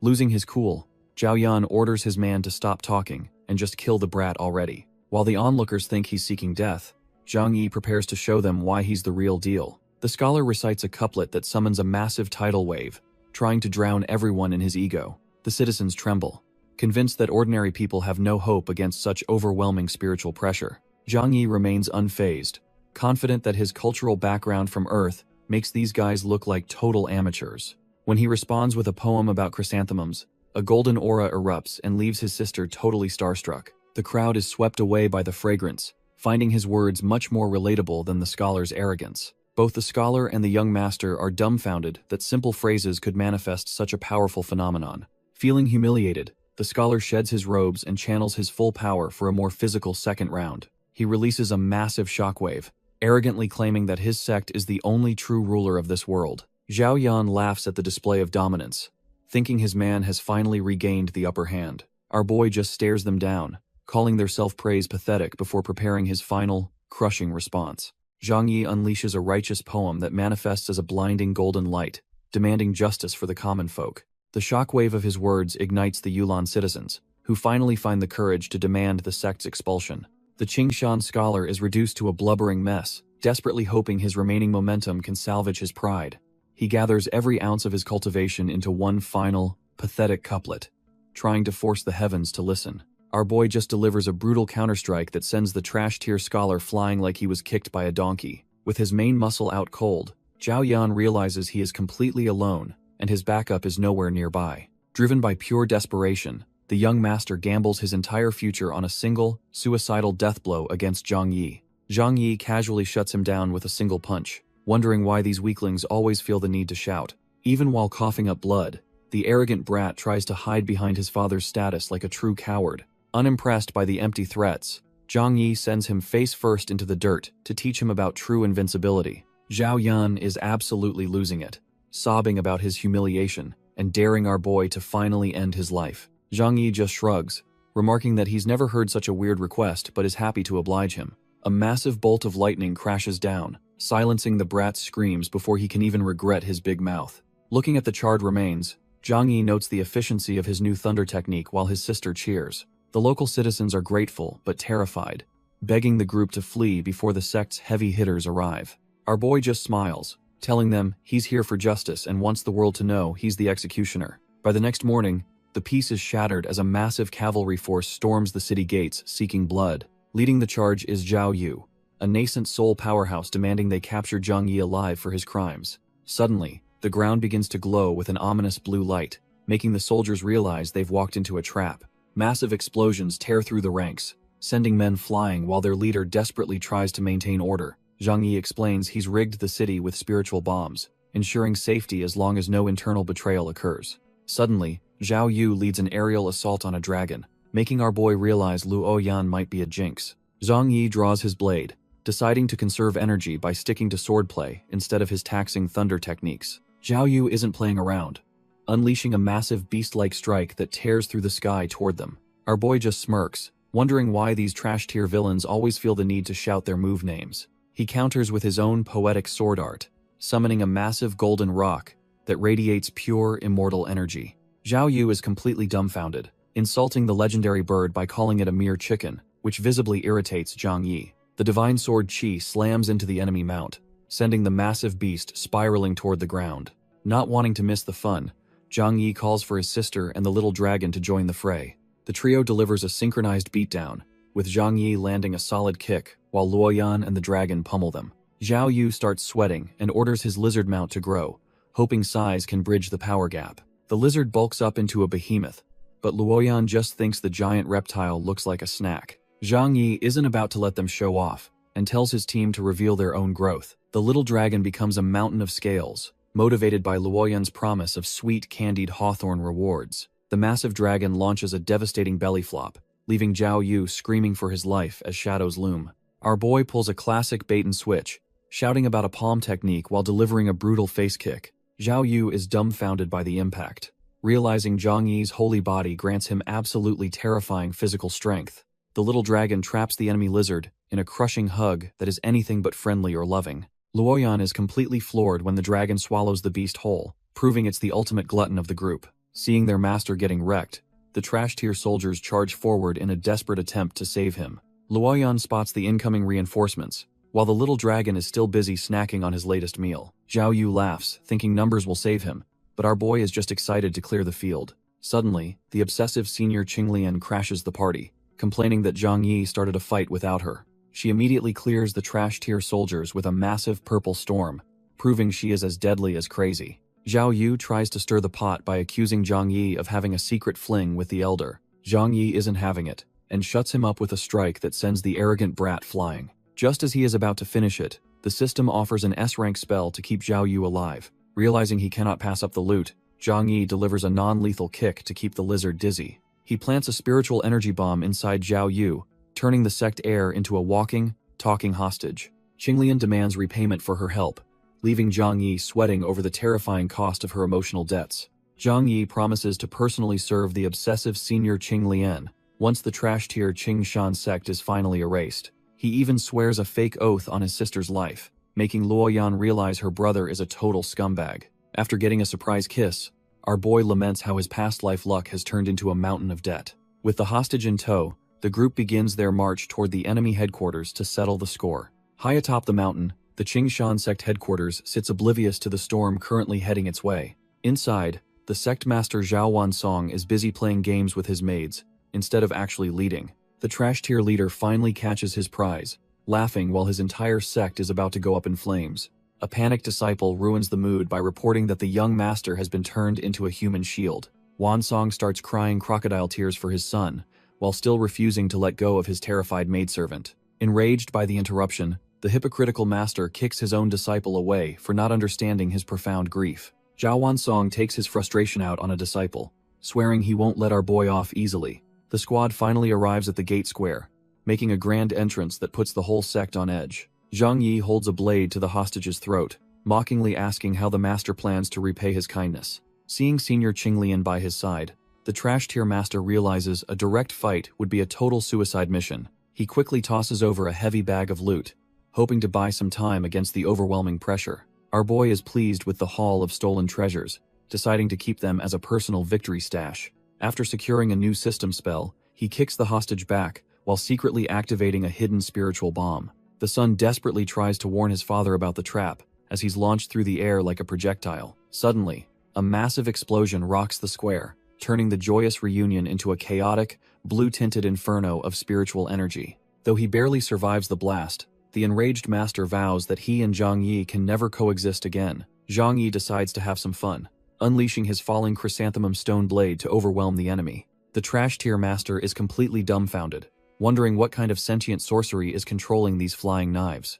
To everyone's absolute horror, the old creep actually seems to be enjoying the backdoor nature of the attack. Our boy and his crew are left speechless, realizing they've encountered a level of degeneracy they weren't prepared for. Shaking off the disgust, Zhang Yi locks in and decides it's finally time to put this old guy down. He charges forward as his sister and the divine beast cheer for the total destruction of the sect. Feeling the pressure, the master reveals his final trump card by summoning two massive, blood-red, unrivaled great serpents. He laughs maniacally, bragging about the countless lives he sacrificed to cultivate these nascent soul-stage monsters. Zhang Yi just smirks, realizing he almost forgot about the ultimate treasure his master bestowed upon him. The ethereal Yue Yao manifests through the portal, immediately scolding her disciple for being such a reckless troublemaker. Qinglian is absolutely fuming, because the master's arrival just ruined her plans for a peaceful life with Zhang Yi. Our boy doesn't care about the drama, and rushes to greet his master with pure, unadulterated joy. Yue Yao isn't having it, and immediately smacks him for being a reckless idiot who almost got killed.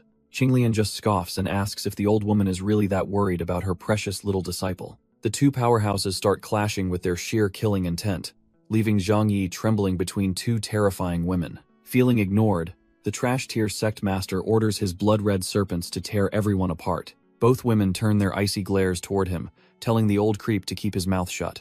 With a single casual strike, the massive serpents are shredded into pieces, leaving the sect master completely dumbfounded.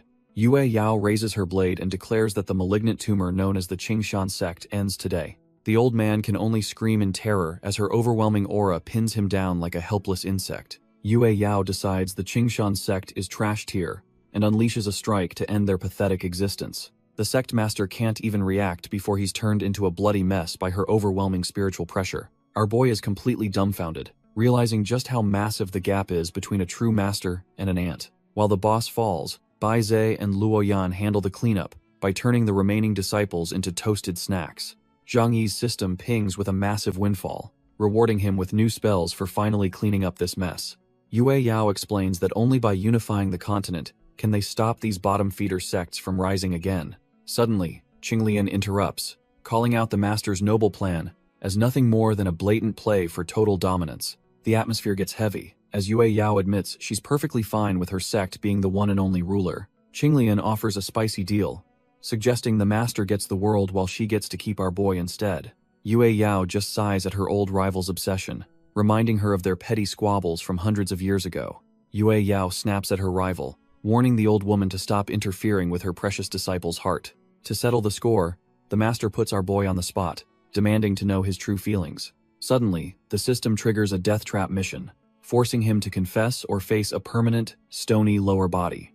With the clock ticking down, Zhang Yi panics, knowing this confession is basically a one-way ticket to the afterlife. Pushed to the brink, he finally blurts out that he likes her, leaving both women absolutely dumbfounded. Qinglian is over the moon with joy, while Yue Yao stands there frozen, unable to believe her ears. Though the mission is cleared, our boy weeps inside, certain his master is going to end him for this. The obsessed elder is already dreaming of a happy marriage, imagining a future full of domestic bliss and children. She leans in close with a sparkle in her eyes, begging him to repeat those sweet words again, but Zhang Yi drops a bombshell, clarifying that while he likes her, his love belongs solely to his master. Yue Yao snaps at our boy, accusing him of losing his path and becoming nothing more than a playboy. She turns her fury toward the elder, demanding she stop interfering with his cultivation like a seductive witch. Heartbroken and tearful, Qinglian fires back, calling her a cold woman who doesn't understand the meaning of love. The harsh words hit home, making the sect leader wonder if she was just acting out of petty jealousy.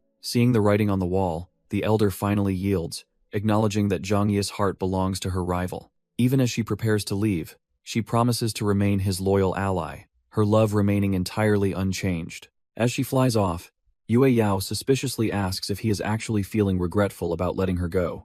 She doubles down on her cold logic, claiming that only absolute focus on cultivation leads to true immortality. But Zhang Yi just smirks, reminding her that she was the one confessing her love during her last tribulation. Faced with her own blatant hypocrisy, the mighty sect leader's dignity completely shatters in an instant. Our boy decides to stop the teasing and focus on cleaning up the remaining trash-tier sects nearby. He knows the real threat is the demon sect sorceress Ren Qianqiu hiding in the shadows. The Dao sect's fame reaches its peak, leading to the formation of the dominant Central Alliance. At the sect square, Zhang Yi prepares his team and the divine Baizhe for the coming war. Yue Yao decides to stay behind to guard the sect, wishing her disciple a victorious return. The departure is interrupted by the sudden arrival of a massive group of unexpected reinforcements. The Firefox ancestor appears with her entire clan, eager to support Zhang Yi's campaign. Yue Yao is instantly dumbfounded by his popularity, her jealousy flaring up at the sight of more women. She claims she isn't petty, but immediately starts recording his crimes in a secret notebook. Zhang Yi just laughs and sets off, promising to return once the demon sect is completely eradicated. The Central Alliance finally makes its move, with every major power converging on the dreaded Wanmo Cave. Our boy Zhang Yi leads the scouting party, flying high while keeping a sharp eye on the horizon. They arrive at the jagged entrance of the cave, where the air itself feels heavy with demonic intent. Inside, the arrogant Ren Qianqiu lounges on her throne as Ye Haoran delivers the grim news. Ye Haoran is fuming, warning the sorceress that they are facing a total disaster if she keeps playing. She just laughs in his face, convinced that no alliance is strong enough to challenge her sect dominance. With a sudden burst of temper, she smashes her cup and orders him to stop rushing her plans. Ye Haoran realizes she is too self-willed to listen, making their chances of crushing Zhang Yi look slim. Even the spirit Shi Ji advises a retreat, knowing the demon sect is too chaotic to be controlled. Refusing to show any weakness, Ye Haoran doubles down on his plan to make his enemies suffer. Xieji sighs, realizing her partner's obsession might ruin everything, making her consider finally cutting ties with him. Meanwhile, our boy Zhang Yi decides to stick to the ground, knowing the demon sect's eyes own the skies. As they trek through the ruins, he notices the ancient stones feel wrong, like they're hiding something sinister. He warns the Firefox ancestor to stay sharp, sensing that something nasty is about to crawl out. Suddenly, the ground shatters as massive stone monsters erupt from the earth, catching them both completely off guard. These trash-tier rock creatures look tough, but Zhang Yi knows every hunk of stone has a breaking point. He tells his ally to stop charging blindly and focus on finding a weakness to exploit instead. The golems retaliate with a blinding burst of light, proving they're more than just mindless piles of rubble. Our boy quickly analyzes the energy, figuring he can just reflect that flashy light right back into their faces. Zhang Yi realizes they are burning daylight and decides to finally unleash his counter-strike technique to end this. He stands his ground as the beam hits, expertly reflecting the golem's own massive energy right back at it. The reflected blast connects with a heavy crunch, instantly shattering the trash-tier rock monster into a pile of rubble. The Firefox ancestor is totally starstruck by the display, but our boy just plays it cool as usual. Their victory is short-lived as the stones begin to glow with a haunting blue light and start pulling together. The duo stands dumbfounded as the golem fully reforms, proving that brute force alone won't put this thing down. Suddenly, the system chimes in with a new quest, warning Zhang Yi that he's just wasting mana on puppets. He quickly grabs his ally and leaps away, explaining that they need to find the master pulling the strings. Hidden nearby, a mysterious summoner watches in shock, wondering how our boy managed to sniff out his hidden flaw. Shisen is sweating bullets, desperately trying to convince himself that our boy is just bluffing to hide fear. Zhang Yi and the Firefox ancestor start lobbing incendiary spirit bombs to flush out whoever is hiding nearby. The explosions rattle the cowardly guard, who feels like these two are just trying to get under his skin. With only one wall left standing, our boy decides it's time to go all in with a massive final blast. Realizing he's cornered, the desperate guard finally pulls out his trump card and begins a massive summoning ritual. A colossal guardian giant emerges from the dust, proving the guard is willing to go all out to survive. The system chimes in with a quest completion, rewarding Zhang Yi for successfully baiting the hidden enemy into appearing. Shisen stands tall on his golem, swearing that nobody gets past him into the cave without a fight. Zhang Yi just smirks, calling him a loyal dog, before deciding to test his brand new skill on this giant. Zhang Yi draws his blade, unleashing a spiritual tornado that puts the enemy's trash-tier summon to shame. Shisen is completely dumbfounded, realizing he is witnessing the true, terrifying power of the supreme holy body. Even as his giant crumbles, the guard desperately claims his creation is immortal and will reform instantly. Our boy just laughs at the guy's naivety before activating a debuff skill to shut him down. The purple curse hits hard, leaving the masked guard screaming in terror as his magic completely fails him. Chen Xiaoqui jumps in to finish the job, pinning the helpless guard down with her fox energy. With a blade at his throat, the coward starts singing like a bird about the local demon sect strongholds. After getting the location of a nearby black market, Zhang Yi coldly orders his companion to end the trash. He smirks, noting that while he promised not to kill the man, he never said his friends wouldn't.